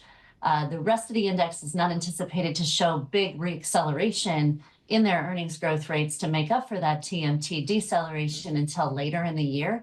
And so you have this area, this sort of air pocket of earnings, if you will, that emerges with the July and August earnings season, creates a lot of turmoil, probably a lot of churn for stocks, as it does create some uncertainty for where we go from here. And that'll happen at a time where liquidity may not be as robust as it has been in previous earnings seasons. This idea of sell May and go away, and this idea that we're going to see earnings struggle compared to what we have been posting, how does that change sentiment, especially with a very nervous investor base heading into the election? Yeah, I think that it's mostly about tech. I think instead of it being about seasonality, it's mostly about the sort of loss of the momentum in the tech space that has really carried the index for the better part of 6 quarters now. We've seen only accelerating momentum there. A deceleration in momentum there is incredibly important. Right. Now, that deceleration is more important because you're also at a point when the economic data doesn't seem to be coming in as well as many economists had expected. That's also very different than where we were, say, last summer or last fall, when the economic data was generally expected to be terrible and kept coming in slightly above expectations. Now economists have re-rated their forecast. Their bar is a bit higher, and the economic data is struggling to meet that bar. So that condition is also pretty important. And frankly, yeah, you're not getting a bunch of support from a monetary policy arm, right? You still have very stable rates, and that's great. But the persistent contraction in the Fed balance sheet expected over the course of the next year is certainly not helping the idea that liquidity is going to really power forward equity markets and risk tolerance at large. I mean, Gina, I'm going to go back to two stock strategists I knew years ago called Angry Beavers, and they would just say, this is nuts. Okay, so Gina, I'm looking at Amazon just as one of the magnificent whatever. And I got a free cash flow build out. Amazon is a train wreck post-pandemic, negative 16 billion. They reverse it to positive 32 billion. They do that 24 months in a row. And I'm modeling on my Gina Martin Adams Bloomberg terminal a double to 61 billion 1 year out and 78 billion 2 years out. How do you not own that? I don't care what the multiples are. Yeah. That's free cash flow growth we've never seen. Well, and on top of that, Tom, I think you have to consider what they're doing with their cash flow. And we did get a lot of announcements from the tech companies in the first quarter that they're reestablishing or hiking dividends. They're reestablishing or hiking buybacks. They're certainly acquiring private companies at a very rapid pace. So they're putting that cash flow to work. And that, frankly, is what investors really pay for, is how are you going to deploy that capital? How are you going to grow in the future to ensure that you have not only paid back your shareholders, but also assured your opportunities for growth going forward. Right. And I think, frankly, this is why these stocks are still so dominant in the S&P 500. When we look at the AI theme at large, it's a gigantic share of the overall market cap of the S&P 500. But when you look at tech, communications, these peripheral tech-adjacent stocks that are in discretionary like Amazon and Tesla, all of those companies as a whole have created incredible cash flow growth. The problem that they face in the very short run, and again, this is just a tactical short run blip on the radar, is they're peaking. They're showing peak growth. They will show decelerations because their comps get very, very difficult in the short run. That doesn't necessarily mean you don't own the stocks. It just means their leadership capacity to really drive persistent gains on the index is diminished somewhat in the very short run. Scarlet, get one more in here. Are we too obsessed with free cash flow? Why is Tom mentioning it in every other sentence? Listen to you. Why has David Sacrilege. Zaslav tied his bonus to it? I mean, what assumptions are we making with regard to steady free cash flow and the earnings potential of a company down the road?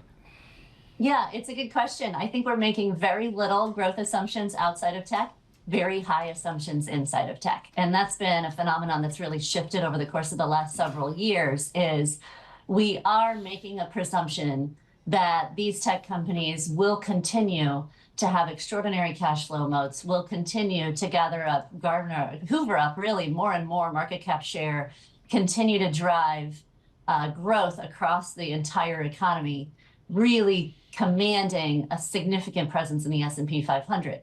Now that leaves an area of immense opportunity for the rest of the index. Because while we've focused exclusively on these heavy market cap names where there is strong growth prospects, we've marked up their expectations for growth. For the rest of the index, we're just leaving it aside. Analysts are not optimistic at all. They have really left these companies sort of sitting, waiting for the companies to say, we are going to produce growth. One of the best areas I think to poke around in right now is probably in healthcare, where nobody's talked about it for the better part of a year and a half. Earnings have been terrible. Cash flow growth has not been strong. There is a significant opportunity for these companies to come in and really right the ship and turn the tide in the space that has been largely ignored. Okay. And you see that across the rest of the index as well. Gina, thank you so much. Really look forward to having your wisdom into the earnings season as well. Gina Martin Adams, the Bloomberg Intelligence, driving our equity coverage and earnings analysis as well. Scarlet Fu in for Paul Sweeney. It's a different view. With Paul, we look at the future of Paramount. And with you, I got to look at the movies. I mean, as Barbie and Oppenheimer last year, it ain't there this year, is it? No, I can't think of a movie that I'd be willing to pay for this summer. Yeah. I mean, I think my kids watched a Mad Max movie.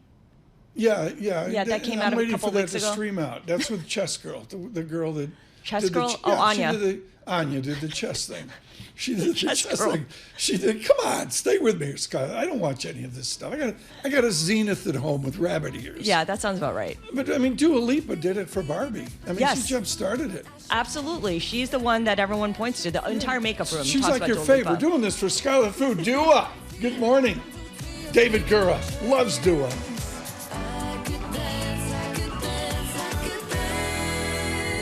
Watch me dance,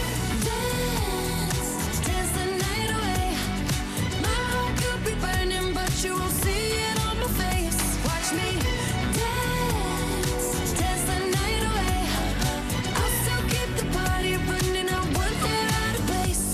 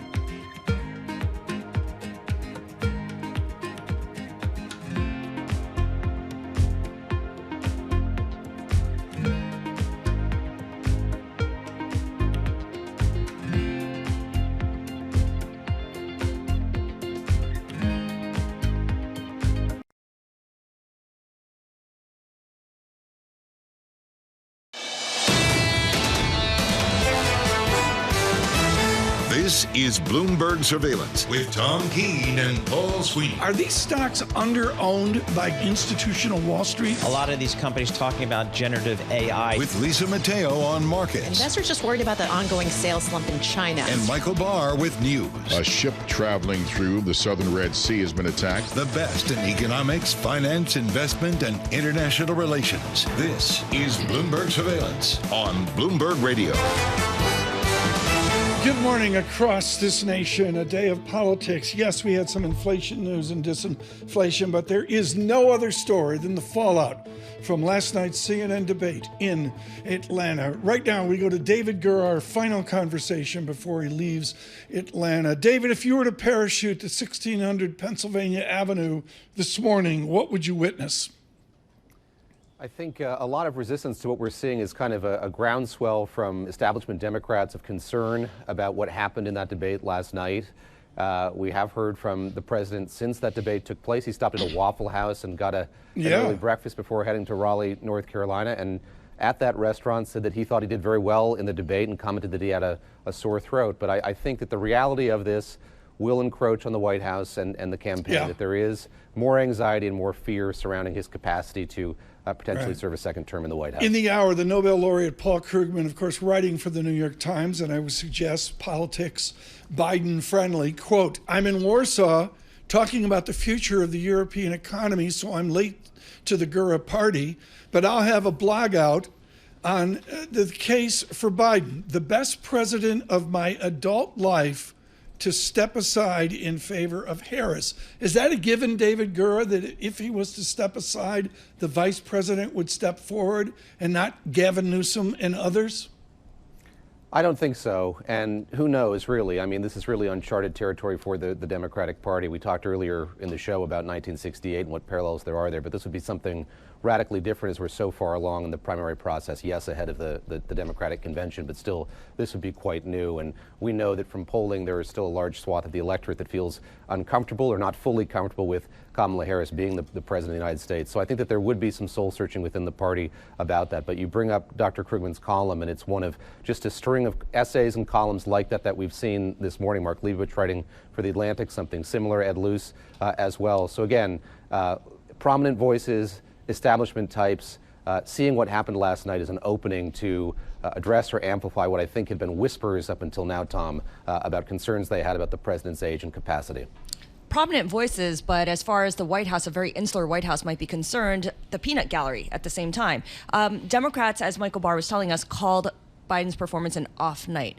Of the prominent leaders in the Democratic Party who might speak up publicly, whether it's Kamala Harris as his vice president, Obama, either Barack or Michelle, Gavin Newsom, who might have the most sway with President Biden?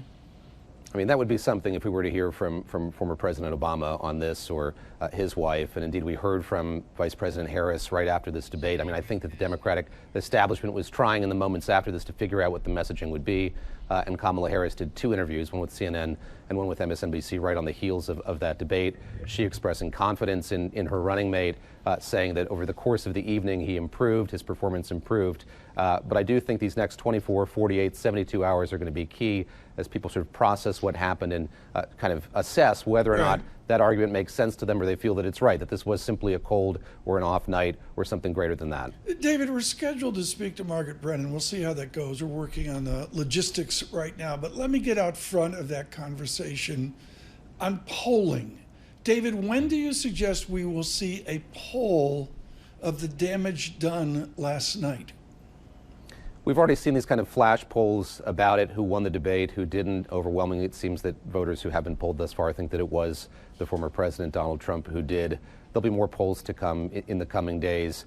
But I mean, I think that looking back on this debate and why it happened, it's that the polls have been kind of at this level of stasis or deadlock for so long. We have to remember this was something that the Biden campaign wanted to have happen. This is an early debate, the likes of which we hadn't seen in many presidential cycles. They wanted this to sort of reframe their candidate, reframe the argument ahead of the general election. Suffice to say, Tom and Scarlet, it didn't go the way that they wanted it to. David, tell me what it was like for you with all your preparation, your experience on this, your political science. Forget about when they walked out, but the first 4 or 5 minutes of the debate, how did you respond to that? You know, ahead of this debate, I talked to a number of sort of graybeards within both parties, and Senator Rob Portman of Ohio, the former senator from there, was one of them. And he talked about how a real challenge of these debates is recognizing that you're not speaking to the moderator or the moderators in this case. You're speaking to the American people. I noticed that Donald Trump's performance was one in which he was looking at the camera in a way that made it seem like he was doing that. You looked the president at Joe Biden, it didn't seem like that was the case at all. And something else that Senator Portman said is a real warning sign, or something that you want to work on when a candidate is preparing for one of these debates, is not to have so much information that your answer becomes discursive. And I look back on those first few answers. I mean, the debate started with the economy. This is what voters care about. And Joe Biden's first answer to that was so winding, covered so much, ended with prescription drugs. It wasn't clear, and I think it was incumbent upon him, just as was incumbent upon the former president, to kind of really clarify and simplify that message. And it struck me from the get-go that he wasn't able to do that last night. David, terrific coverage. Great to see you with Gavin Newsom and the FT as well. A lot of good conversations from our David Gura, The Big Take on Bloomberg podcast. Joining us now, Margaret Brennan of CBS News, of course, with Face the Nation, which will be original this Sunday, to say the least. Margaret, from last night, 3 a.m., when I started working on this, I just said, I want to know what Anthony Salvanto will say the first poll looks like. It's CBS. When do we get the first snapshot of the results of last night? We were talking about just this last night after the debate going. When will we get those numbers? Anthony's already working on it in the field. We hope to have some for you by Sunday, but I think, a bigger picture in terms of what one night does, we could be in an entirely different news cycle by Sunday, but I don't think we will be able to see Democrats walk off what happened last night with Joe Biden. That they asked for this debate, they asked for this conversation to draw a contrast. This was not the contrast they wanted shown to the world. Donald Trump told many untruths, misspoke. We've become used to some of his misstatements or falsehoods, even claiming that Charlottesville never happened. But Joe Biden didn't fact check him last night. And that was not what Democrats needed him to do, and got lost in his own thoughts. So we will be talking about the path forward. What could that Democratic convention look like? Who will come out from that Biden inner circle and acknowledge that there was a problem? Okay. I'll get to the convention. I just want to point out Charlottesville's of a personal interest to Margaret Brennan of UVA. But Margaret, you're Nancy Cordes and others. What is your reporting? Forget about the convention in August in Chicago. Right. I always will think of Dan Rather forever of 1968. What does Friday afternoon or this Saturday or Sunday after Face the Nation look like? What does Nancy Cordes and the others say of CBS? Well, exactly. I mean, Tom, we're in the news cycle where I'm looking at the clock going, in an hour, I may or may not have the Supreme Court tell me if Donald Trump or any president is going to be criminally prosecuted. We're in an incredible news cycle for a head-to-head race no one wanted to see, and we see that in our polling data. There was a lack of enthusiasm. Did Joe Biden drive up enthusiasm among young voters and Democrats last night? Didn't appear to. The Biden inner circle is very, very tight. We haven't yet seen any cracks in it. Anyone who would come forward and say to the president, you can't run. In fact, they're just arguing that 90 minutes isn't what you should judge him on, but rather 3.5 years. And we do have a record for Donald Trump, who was trying to recast the 4 years of his presidency, including shutting down the economy due to COVID. Margaret Brennan, let me bring in Scarlet Fu this morning in our studios in New York. Scarlet? Hi, Margaret. It's good to hear your voice.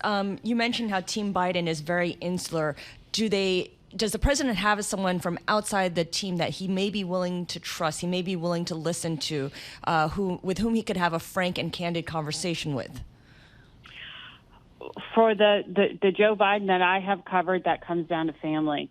In terms of people who could have a frank conversation with him, he has pointed to them again and again as those who are the final call in his decision making. Jill Biden, the First Lady, his wife, has enthusiastically talked about him staying in office. I don't know that changed last night. So I don't know who would have that conversation with him, to be very honest with you. Margaret Brennan, let me bring up one final question. I want to hear who you have on the show. If you have even one guest, the news cycle is so crazy right now. But I have to ask this question with all of your work on foreign affairs of the United States. Is he a commander-in-chief right now? Can he prosecute basic commander-in-chief duties? Tom, I do speak to a lot of diplomats and world leaders, and publicly and privately, on camera and off, and I have never had any of them say to me anything in regard to a lack of ability to command and engage on foreign policy issues, something that actually Joe Biden is very passionate about. I don't know if you saw that switch last night. I noticed it. He hates talking about abortion. He stumbled on abortion, even though abortion is an issue Democrats want and believe can help them. He had a hard time engaging on it. When it came to foreign policy and NATO and all that, he lit up. These are the things that as a commander-in-chief, he does believe truly that we're in this dangerous moment, and he can engage on. What I do hear from foreign leaders is concern about what 4 more years of a Trump White House would do in terms of alliances. Remember, he tried to pull 10,000 troops out of Germany. He threatened to pull troops out of South Korea, out of Japan, threatening of allies. Republicans cast that often as negotiating tactics. Allies and adversaries do pay attention to the words that come out of the President of the United States' mouth, and it does matter. And so I don't hear that doubting from the foreign front, but you do have to wonder, does that projection, not of strength last night, make people say, wait a second, what's going on now with Joe Biden? Now, he will have a chance at that NATO summit in just a week and a half to be on the world stage with world leaders in Washington, D.C., and maybe he can change that. But can he do so to an audience as big as the one last night? I don't know. It will be an extraordinary Face the Nation. Look for Face the Nation across the CBS television network. That will be on Sunday morning. On Sunday afternoon, Face the Nation with Margaret Brennan on Bloomberg Radio, 2 p.m. across New York, Washington, and Boston as well. Margaret Brennan, thank you so much this morning. Scarlett, just extraordinary to hear from Margaret with the CBS reporting how fluid this is right now. I'm just curious, how do you book a show, a Sunday news show, given the news flow, given the back and forths? I'm wondering whether anyone from the White House is making plans to speak with her, if anyone has canceled because I think that's they're a regrouping. Brilliant insight, frankly, is do they want to speak? How do they speak? How do they speak? What do they speak of? After this. We say thank you. Lots going on. We're going to continue our program here. Lots to talk about, of course, with the markets. We were up 18 on futures, up 20 at one point, now up 12. Some economic data signaling further disinflation, and yields come in. They come in nicely, actually. The 10-year yield, 4.26% in a solid 2 basis points. I haven't even mentioned it today. It will be an interesting foreign exchange weekend. We're watching Japan. I won't go into the details, but it's exceptionally fluid in Tokyo on whether Japan will intervene to boost the Japanese yen. We are on YouTube. Look to Bloomberg Podcasts and search for Bloomberg Podcasts there. Thank you to all. Really intelligent chat today out on YouTube. Really appreciate the lack of snark. And also, of course, on Apple CarPlay, Scarlet Fu has Apple CarPlay in the Maserati. It's good to see that. And also on Android Auto as well. Futures again up 12 from New York City on this Friday. This is Bloomberg Surveillance.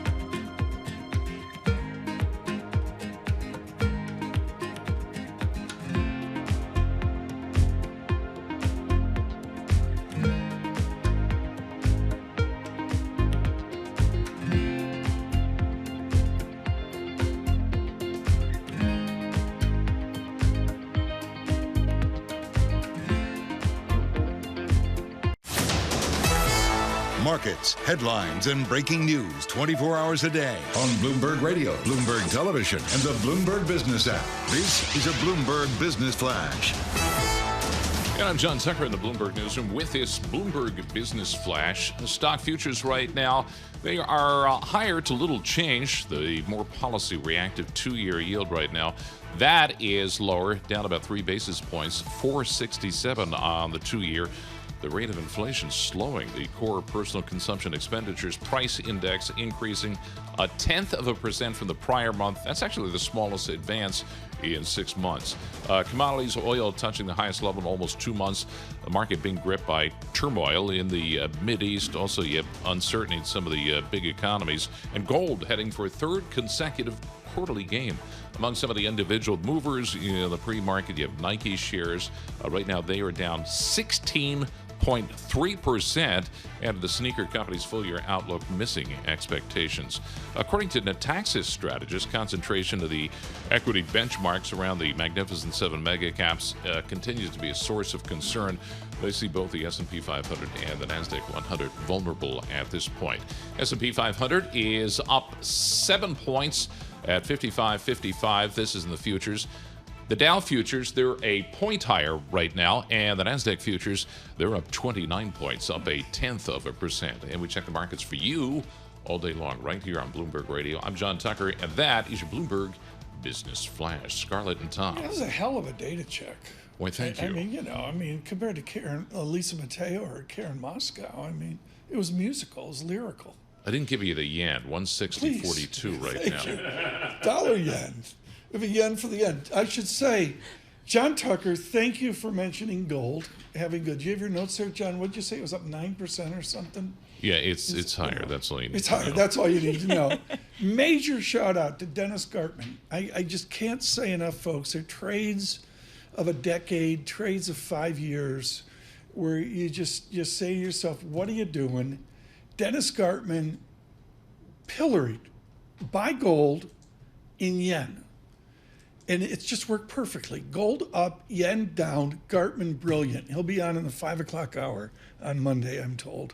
And I just can't say enough about Dennis Gartman getting out front of the trade. So here's what we're going to do. Besides, we're all exhausted, and thank you so much. Your comments out on YouTube. We're just trying to get through the morning, and we're going to continue through the day. We'll hear from the White House at some point. Henrietta Treyz will join us at 9:30. I asked for her last night. I said, just get me Henrietta Treyz. She's encyclopedic. She will be twisted and different. Moments ago, Rick Davis will join us. I'm going to ask him about Ronald Reagan. Rick Davis was a kid out of University of Alabama working with Reagan, and that's where we're going to go off of this historic moment.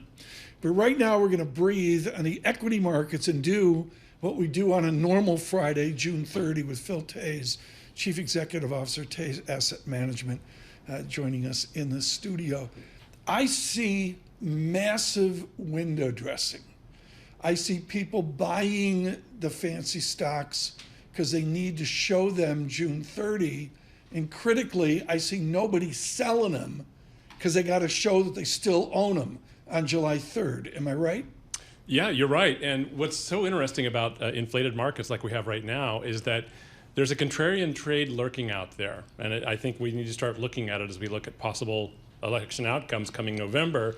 And that contrarian trade is that when things are highest priced, protection is the cheapest.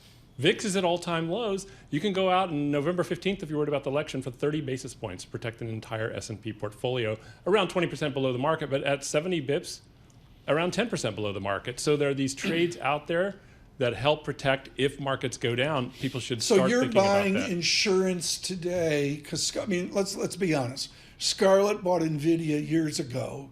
She's got a 601k, and you're saying Scarlett needs to buy the VIX for a higher VIX. If we go down, she makes money while we go down. Yeah, so the way you hedge sometimes can be complicated. That's an annoying answer, I know. But yes, one should definitely hedge equity portfolios. You taking notes on this? I am. And I think the thing to think about now is, regardless of who wins, we need to do contingency planning. Right now is a great time to do contingency planning when volatility is so low. And so you want to really just look at, okay, you've got these two platforms out there, assuming that Biden is the candidate. I cannot believe I'm saying that. And look at what may happen if either candidate wins. I hear what you're saying. What we've seen a lot of in the recent months is new ETFs that are buffer ETFs or equity premium and income ETFs, what Eric Balchunas calls boomer candy, because it allows people to profit from companies that are putting their extra cash into dividends or buybacks and also offer protection. Is that the new way of protecting yourself rather than buying the VIX? So it is a new way. So we operate hedged equity strategies, hedged equity funds, and ETFs. And our approach is to have a hedged fund that doesn't have limits to the protection, right? So it's an ETF that allows you to be fully in the S&P 500. We buy a leap way out there and we pay for it with selling some shorter dated calls and put spreads. The point is this. Even buffer ETFs sometimes only cover 10 or 15% of the first market. And you have to ask the question, would you go out and buy fire insurance for the first 10 or 15% of your house? No. So you want to cover the big tail risks. You don't want to ask the question, what's the tail risk of my tail risk strategy? Our approach is absolutely think about contingencies. Take half of your portfolio and put it in these hedged equity funds. If you do that, what it means is you've prepared in advance when the cost of protection is low for what may come along, in the next 6 to 9 months. But FOMO, what if the market keeps going up? What if NVIDIA doubles yet again? What is FOMO? Fear of missing out. I would know. I'm in the triple leveraged all cash fund. There's no FOMO. Continue. And all that will look good until you look at the tax return, the filing that they send when you are taxed for income. Even worse is on your interest. On the ETF we've put out, I get a 2 and 20 payout. And it's the taxes are it's killing me. Yeah. So my estimate is on it. I mean, the question is perfect, but the point is this: like, if you take half your equity portfolio and put it in a hedged equity fund, assuming there's not a cap associated with it, like a buffer, you are fully in the market with equities, but you're hedging, so there is a cost to that. Yeah. Right, but you're still able to participate fully in FOMO. Okay, almost fully in FOMO, and then prepare for a big down market, and that's absolutely key because people forget about how bad down markets can get, and it's important to prepare for. What if you have new money that you need to put to work? We have a lot of high school graduates, college graduates who are likely to get some money from parents and grandparents, and they've been learning all their lives. You got to put it in the stock market. Is now the time to do that, or is there a more preferred way of kind of easing into that? Yeah, so if it's a large lump sum, I recommend the same approach of hedging half your equities portfolio. But if you're just coming in on a monthly basis, then just go into the riskiest thing out there, like triple Qs or emerging markets fund, and even if it moves triple down. Leverage, triple Qs? No, not triple leverage, triple Qs, but go into things that are risky because if the market goes down and you keep investing, that'll work out very well for you. Got it. I want to get your take on the debate yesterday. Does it change anything that you're doing or how you're thinking about investing for the long term? We're systems driven, so it doesn't change. But I think that now that you go there, you look at like what the implications are, and I think now that we've got a reasonable, again, PCE deflator number, we've just got this fairly comfortable range of expectations from the Fed, I think, and GDP is on a track. We've got unemployment that's reasonable levels. The main contingency to plan for right now is the election. Yep. Right. So, and the thing I think about, especially as odds have just increased that Trump wins the election, is some of the platforms that he's suggesting. I mean, the thing I think of when I hear about universal tariffs, I just wrote a chapter in a book about the Depression. And anyone remember Smoot-Hawley?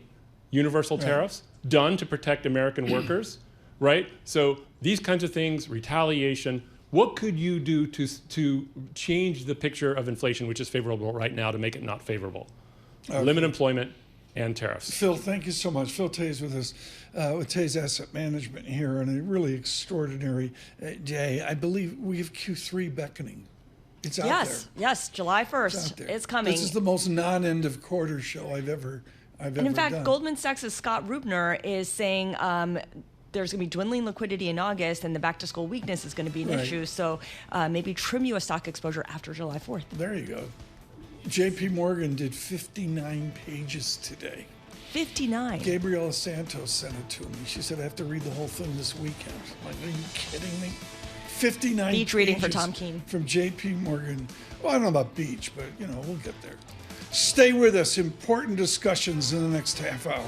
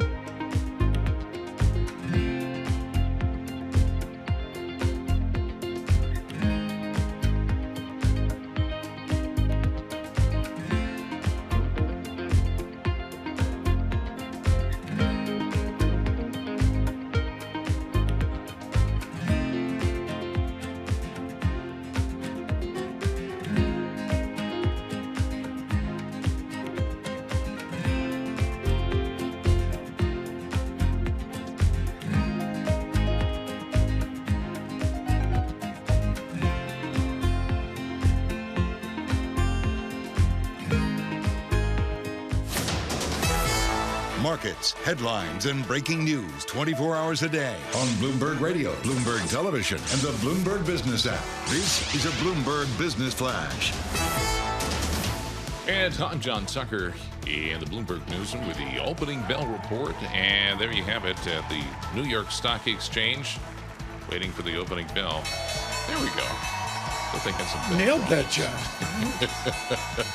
It's the bell ringer. Sometimes they're off. And at the open, the market's mixed right now. S&P 500, 7 points higher. That's up 0.1%. We're at 54.89 on the index.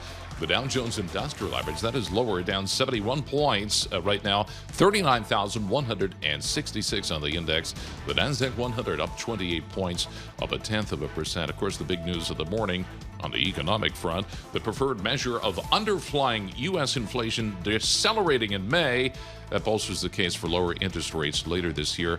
The swaps markets, they continue to project about 45 basis points of easing this year. That's about 2 rate cuts. And then in the early going, extending the decline from the pre-market, Nike shares right now, they are down about 18%. The company's full-year outlook missing expectations.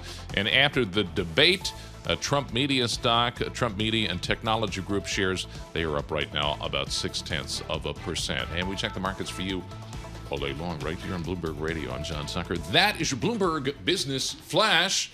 Scarlett and Tom. John Tucker, thanks so much. Scarlet Fu in for Paul Sweeney this morning. The real world, folks, of Bloomberg Surveillance is 20 people. Well, now 23. We've got 3 interns helping us out. Piecing the show together depends, what time. And of course, with the shock of the debate, literally during the debate, our team with the leadership of Sparta was blowing up the show. And the real world, folks, is I sit on a leather couch in my living room, and Vet Bill's sitting there on my lap, and, I'm hanging out with a cell phone. And the first email I said was, get Henrietta. And there is only one Henrietta. She has the sharpest note, with Terry Haines. Henrietta Treyz joining us from Veda Partners. It will be ugly. It must be fast. And in your list of people to save the day, Henrietta Treyz, you have one of my favorite people, the governor of Rhode Island, Gina Raimondo, the former Secretary of Commerce. How can Gina Raimondo or others save the day for the Democratic Party? Well, thank you for that very generous intro, Tom. I appreciate it. I was really kind of surprised last night as I was speaking with Democratic staff throughout the evening. Gina Raimondo's name came up in every single conversation repeatedly, whether that was campaign operatives sort of in the think tanks, whether that was folks on the Hill, people who've worked on campaigns. She was perpetually there. And I think it speaks to exactly what you get at. Commerce Secretary Raimondo is highly competent. She has been tasked with probably the largest job in the Biden administration this year, which is rolling out the combination of the CHIPS bill and the Bipartisan Infrastructure Act, not all at the same time, but through building out, a 200-person team at Commerce to get all this across the country. And that is no small task. That's what she's undertaken. And I think there's a lot of respect for her within the Democratic Party as maybe like a slightly under the radar possibility. You are expert at the machinery. If the president says, I'm going to not resign, let's be clear on that, folks, but just step aside, who decides who becomes their candidate? I think the person that everyone should be watching right now is House Representative Jim Clyburn. I mean, he is the one who orchestrated the win for Biden in South Carolina. If y'all remember that primary schedule, I mean, Biden was down and out for a while. Bernie Sanders was the front runner in all the betting markets for a while. And Joe Biden really needed Jim Clyburn in South Carolina to pull that out for him. And one of the contingencies was that Kamala Harris needed to be the vice president. He plays kingmaker in the party, and I would encourage folks to watch him most closely in the hours ahead. That is super valuable to keep an eye on, Clyburn. Investors and companies know Gina Raimondo because of her role in all that important legislation that affects economies, affects the markets, but voters don't. Voters know Kamala Harris. So if something happens and Biden steps aside, wouldn't Kamala Harris be kind of the default presidential candidate? Absolutely, no question. And I appreciate you mentioning that because I think a lot of the street washes over her and sort of immediately steps into a Gavin Newsom or a Gretchen Whitmer type candidate. And I think that's a mistake. Kamala Harris is the sitting vice president. She's the highest ranking female official in American history. She is highly competent herself and has served as a United States Senator, Attorney General in California. There's no reason to skip over her. And I think it would be a massive affront to a huge population of the American public and the Democratic voting base if they were to supersede her sort of unceremoniously. This is going to be, at this point, a party line decision. The primary season is over. So for the most part, Democratic voters and people who are in the individual states that participate in primaries and caucuses are not going to have a say now. This is a party decision. It's my opinion that Kamala has to be the front runner. She is the front runner behind Biden should he step down. And it would be incumbent upon her to decide whether or not she wanted to actively bow out to cede room to someone else if that's a decision she wants to make. I think she's next in line, and it would be, as I said, incumbent upon her to say, you know what, I'm going to step aside with the entirety of the ticket. If Biden's out, I'm out, and sort of clear the way for the other 4 people I listed in my note this morning. So the punditry is clear in terms of calling yesterday's debate a disaster for President Biden. Is the Democratic Party united in understanding the debacle that was the debate? Are they united that something needs to be done? I mean, I would say my cell phone was a death march of Democrats last night. And the kindest thing I could say about that is that they were united in that assessment. I don't think you can talk to any Democrat right now who would tell you that last night went well, or that the biggest problem with Biden's age is not, the age itself. It's not the number. It's the fact that Donald Trump lied, 30 plus times repeatedly on every issue from January 6th to abortion. And because of Biden's age, he could not combat those lies in real time. That's the problem. Okay, so Henry, what's the timeline here to Scarlett's good question? I mean, my answer is, in talking to Margaret Brennan with CBS, there's a timeline which is collegial. Oh, Chicago. Oh, wow, August, we'll come back from summer. The 3rd week of September. Baloney. What's the Henrietta Treyz timeline for Friday afternoon, Saturday, the Sunday talk shows, and you get the Mondays? Anybody talking a shorter timeline, Henrietta Treyz? Yes, absolutely. One of my favorite people in the world, Kevin Casey, well, shout out, my mentor when I was on the Ways and Means Committee, working with him on the Ways and Means Committee. The first thing to think about is that Democrats feel like they have a little bit of breathing room. There is a moment here where Trump versus the United States is going to be decided by the Supreme Court. We're going to find out if the claims of presidential immunity are going to hold or not. That could come as early as today, within the next couple hours.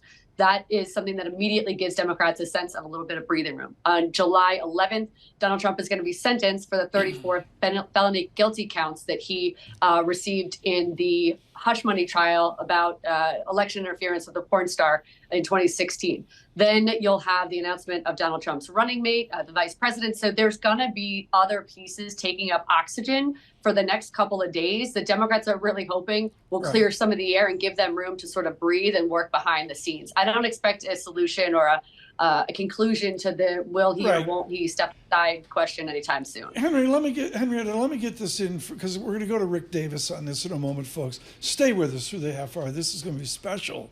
But I mean, have we ever really tested the 25th Amendment before on succession and disability of a president?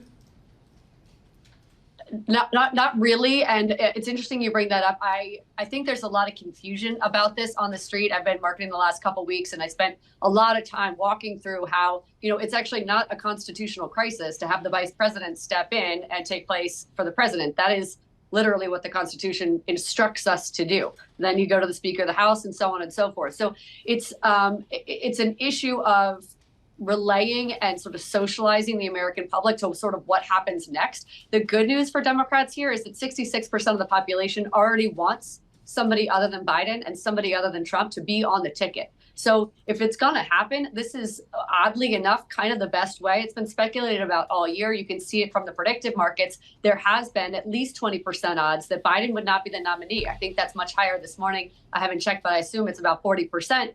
And that is going to give you a baseline to start with on these sort of otherwise wildly extreme circumstances that are pretty normalized this year. A lot of the American public is socialized to the fact that this might happen. Certainly the investment community is. Henrietta, just fabulous. Thank you so much. Henrietta Treyz with us with Veda Partners. With our news in New York City, Michael Barr. Thank you very much, Tom. Scarlett. John, worry among Democrats this morning after the first debate between former President Trump and President Biden. Throughout the debate, Biden's voice was raspy, which his campaign attributed to a cold. And at times, the president appeared to lose his train of thought. Former President Trump was quick to pounce, though he made a number of exaggerations in his performance. The only jobs he created are for illegal immigrants and bounce-back jobs, a bounce back from the COVID. He has not done a good job. He's done a poor job, and inflation's killing our country. It is absolutely killing us. President Biden did find his footing late in the debate when he attacked the former president over his reported remarks about fallen American soldiers. My son was not a loser, was not a sucker. You're the sucker. You're the loser.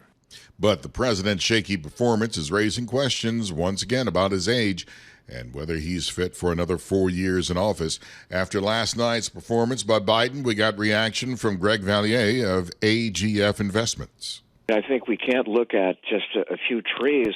We've got to look at the forest, and the forest is irrefutable. He was horrible. It was a disaster. I think in the next few days we're going to have an adult conversation about dementia and Alzheimer's. I mean, this is an absolute nightmare for the Democrats, and I would state maybe fearlessly that he will not be on the ticket within a week or two. Greg Valliere of AGF Investments. Iranians are voting in a snap election to replace the late hardline President Ibrahim Raisi. The voting comes as wider tensions have gripped the Middle East over the Israel-Hamas war in the Gaza Strip. The NFL was hit with about $4.7 billion in damages after losing a jury trial over anti-competitive features of its Sunday ticket broadcast package. Global news 24 hours a day and whenever you want it with Bloomberg News Now. I'm Michael Barr, and this is Bloomberg. Tom Scarlet John. We haven't done that on this crazy day. I mean, that's like the entire Detroit Lions budget for the year. Yeah. What? Yeah. They owe $5 billion to who? Well, and that's at least $5 billion because the people that brought this kind of like a Class collective action? suit, that is going to go to. But because this is a federal case, that could triple. So this could go up to almost $15 billion. Am I going to get a check? That's all I care about. If you had the Sunday ticket, you just might. So we're going to see, unless, the NFL appeals and this and that, whatever, and that's going to happen. Yeah, so, the NFL already said it's going to appeal, Yeah. so this will drag on for a while here.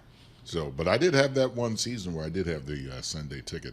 That was when the Was it worth it? No, the Lions never won. No, there was this. No, this wouldn't count then because there was this season. Oh, so it's YouTube. Yeah. You did it through YouTube, Yeah, right? I did it through YouTube. So That's a lot of money for a class action lawsuit. It is. there are a lot of angry football fans out there. Oh, we know that. I'm looking at the pre-market trade right now. You know what stock is moving? Or actually not pre-market, I'm sorry. It's already 15 minutes into the trading session. Yeah, 5.4% gain for DJT, the Trump Media Company. Trump Media. Yeah. You got it, I guess, out of the. And again, to see the polls is really going to be something. Thanks to Margaret Brennan at CBS, Bloomberg will have our own Instant polls on as social well. media. You could just. I haven't seen those yet. Have you? Well, I mean, it's just whatever people throw out there. Well, that's snark, but I'm talking about real polls of the impact of what we witnessed last night. Hans Nichols over at Axios says, I mean, this becomes a new foundation of chaos and debates after Kennedy Nixon in 1960. I mean, for a younger audience, they're asking who, what are you talking about? Oh, I get that. Well, you're not here. You're in the afternoon with all the young kids. Michael Barr and I, like 90% of what we talk about, nobody has a clue what we're talking about, right, Michael? Hello, Grady. I'm telling you, Mitch Ryder and the Detroit Wheels, they were awesome. I don't know what you're talking about. From New York, Bloomberg Surveillance.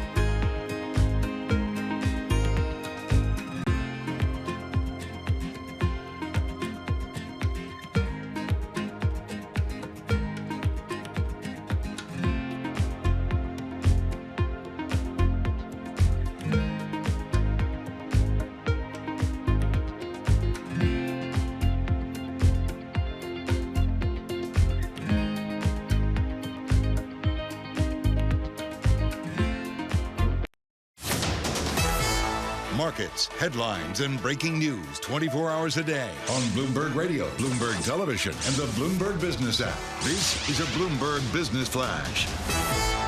And I'm John Tucker in the newsroom with this Bloomberg Business Flash. A cool down in the Federal Reserve's preferred inflation gauge, reinforcing bets that the Fed policymakers are going to have room to cut rates this year. 2-year yield right now, which is the more policy reactive. That is 4 basis points lower. That's at 4.67. The 10-year, the benchmark, 2 basis points lower. That's at 4.26 right now. With oil prices higher, energy, best performing industry group in the S&P 500 right now. Our biggest drag, that's coming from communication services, and that's where you're going to find shares of Alphabet. They're down over 1% after an analyst downgrade. And then you have Nike shares, one of the big standouts today for the wrong reasons, down 17%. The biggest intraday decline since February 2001, the sneaker maker's first quarter sales outlook missing the street's expectations. S&P 500 up 17 points, a rise of 0.3%, 5,500 on the index. The Dow Jones Industrial Average up 129 points. The Nasdaq 100, 82 points higher. That is up 0.4%. And we check the markets for you all day long right here on Bloomberg Radio. I'm John Tucker. That's your Bloomberg Business Flash. Scarlet, Tom. John Tucker, thank you for keeping us on the road today. Crazy, crazy show. John Tucker there in for Lisa Mateo. 27 years ago, there was an article in the New York Times, which I still have tattooed to my brain. It was by Lawrence Altman, an acclaimed medical journalist. I can't say enough about him, a giant. And it was called Reagan's Twilight. And it was a spectacular, balanced effort to talk about a president fading after his term in office. Rick Davis lived this. As a young acolyte out of the University of Alabama, he was in the Reagan White House, and I think he is just absolutely qualified to speak of this moment of the aging of our presidents. And of course, Reagan announcing Alzheimer's at 86, and before that, the debate about his competency. George Bush Sr., the same thing. Woodrow Wilson after the election of 1916, and on and on and on. Rick Davis, your thoughts of last night, and maybe almost what Nancy Reagan and Ronnie Reagan would have done if they were here now. What's the difference here between Nancy and Ron and Joe and Jill? Well, I think there's a lot of parallels, as you probably allude to. And by the way, thank you for having me this morning. I always enjoy being with you, Tom, and especially, I think, a very historic moment in American politics. Ronnie and Nancy had a very close relationship. She was very actively involved in decision-making when it came to both his campaigns and his public life, you know, as governor of California and as president. And Joe Biden serves in that same capacity. Mm-hmm. In fact, there are many people who I know within the Democratic Party who believe that Joe Biden might not have run for re-election. You know, job done. I kept, you know, Donald Trump from becoming president in 2020. But Jill Biden felt like there was still work to be done. And I think she was right about that. The question that remained unanswered, I believe, at the time was whether Joe Biden had enough left in his tank to do that job. And I think that message was clearly sent last night. He doesn't. Every one of these candidates worry about their age. I was John McCain's campaign manager in 2008, and he was an age-old 71. I mean, you know, 10 years younger than Joe Biden, and he worried about the rigors of the presidency at that age. And so I think this brings us back to a conversation that was started when Joe Biden announced he was running, and that is he fit for the presidency? Should the 1600 Pennsylvania Avenue, and a lot of people talking here, but they say really it's a family decision. Maybe I'll pick on Ron Klain can help out. Others have said, where is Hugh Scott? Where is Barbara B. Conable? But does this decision need to be made quickly, Rick Davis, or can they ebb into July? Look, this is the silly season, as you know, Tom, of American politics. Usually nothing good happens in the summer before the conventions. And it's quite unusual that we had such an important event like a presidential debate at a time when most people are, looking to their summer vacations and other issues, right? They're not focused on presidential politics. As well, they shouldn't be. The normal people don't obsess like we do over this. And so there is a moment in time, and it's now, to reset this entire political equation. And the American public are the ones who are driving it. They've made it perfectly clear that they don't like the fact that we have two geriatrics running for president. 70% of the public think that Biden's too old, and 45% believe Donald Trump's too old. And so I think that the Biden folks have a chance to sit down and think about whether or not they're really going to be able to mount the kind of campaign that they want to run. And I think there's a really important duo that could have an amazing impact in this current conversation, and that's Bill Clinton and Barack Obama, two sages within the Democratic Party. Mm-hmm. They still have a lot of capacity to help the party. And if there was ever a time that you need that kind of leadership from people who've been there and done that, it's now. Everyone's got a pretty short attention span, Rick. Are we, we're part of the punditry class. Are we making a huge deal out of this poor performance in debate number one? And there's something to be said for waiting until debate number two. I was there when Ronald Reagan gave a disastrous debate performance talking about driving down the Pacific Coast Highway. And it started the, punditry, tongues wagging about, is he fit for office and whether or not he could make another run. And the reality is that was too late to have any kind of impact. In other words, it was late. It was in the fall. It was in September. The election was in November. And nobody was talking about making changes because it was too late. Right. And then he overperformed in the second debate. I don't think this is a situation where Joe Biden just had a bad debate. In fact, when you look at his performance on the campaign stump, the only thing people point to is his State of the Union address 3 months ago as like the highlight of 3 years of his presidency. Yeah. And so I think we've now into a pattern. It's not just a one-off night. When you look back at his performance, Joe Biden against Sarah Palin in 2008, Paul Ryan in 2012, and Trump in 2020, there was a different guy standing on the stage last night. He didn't resemble any of those. And so I think that's just a reality that the Democrats are going to have to face. And more importantly, as you point out, Tom, Joe Biden have to face that. Rick Davis, thank you so much for perspective. Of course, his public service to Arizona and to Senator McCain years ago. He is a Bloomberg a contributor. Scarlet, thank you so much for being with us today. It's been a joy. What I was thinking when we were talking with Rick is how aging is not mental health, but dementia is. And the conversation today on mental health is totally different than in the 1980s when you were talking about Ronald Reagan.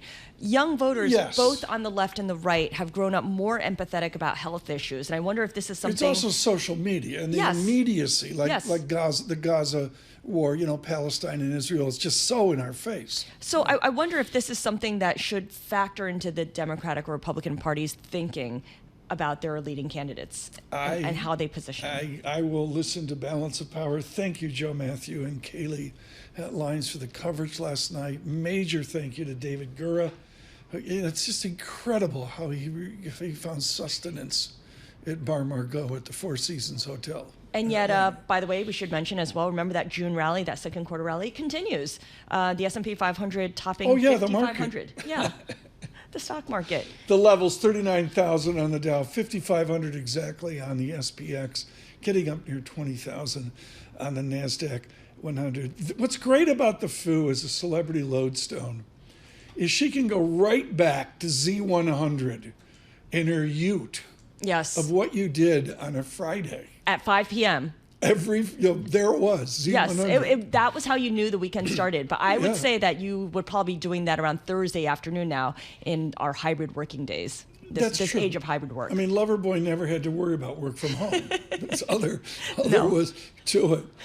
Thank you all for your comments out on YouTube today. On Apple CarPlay and Android Auto around this world.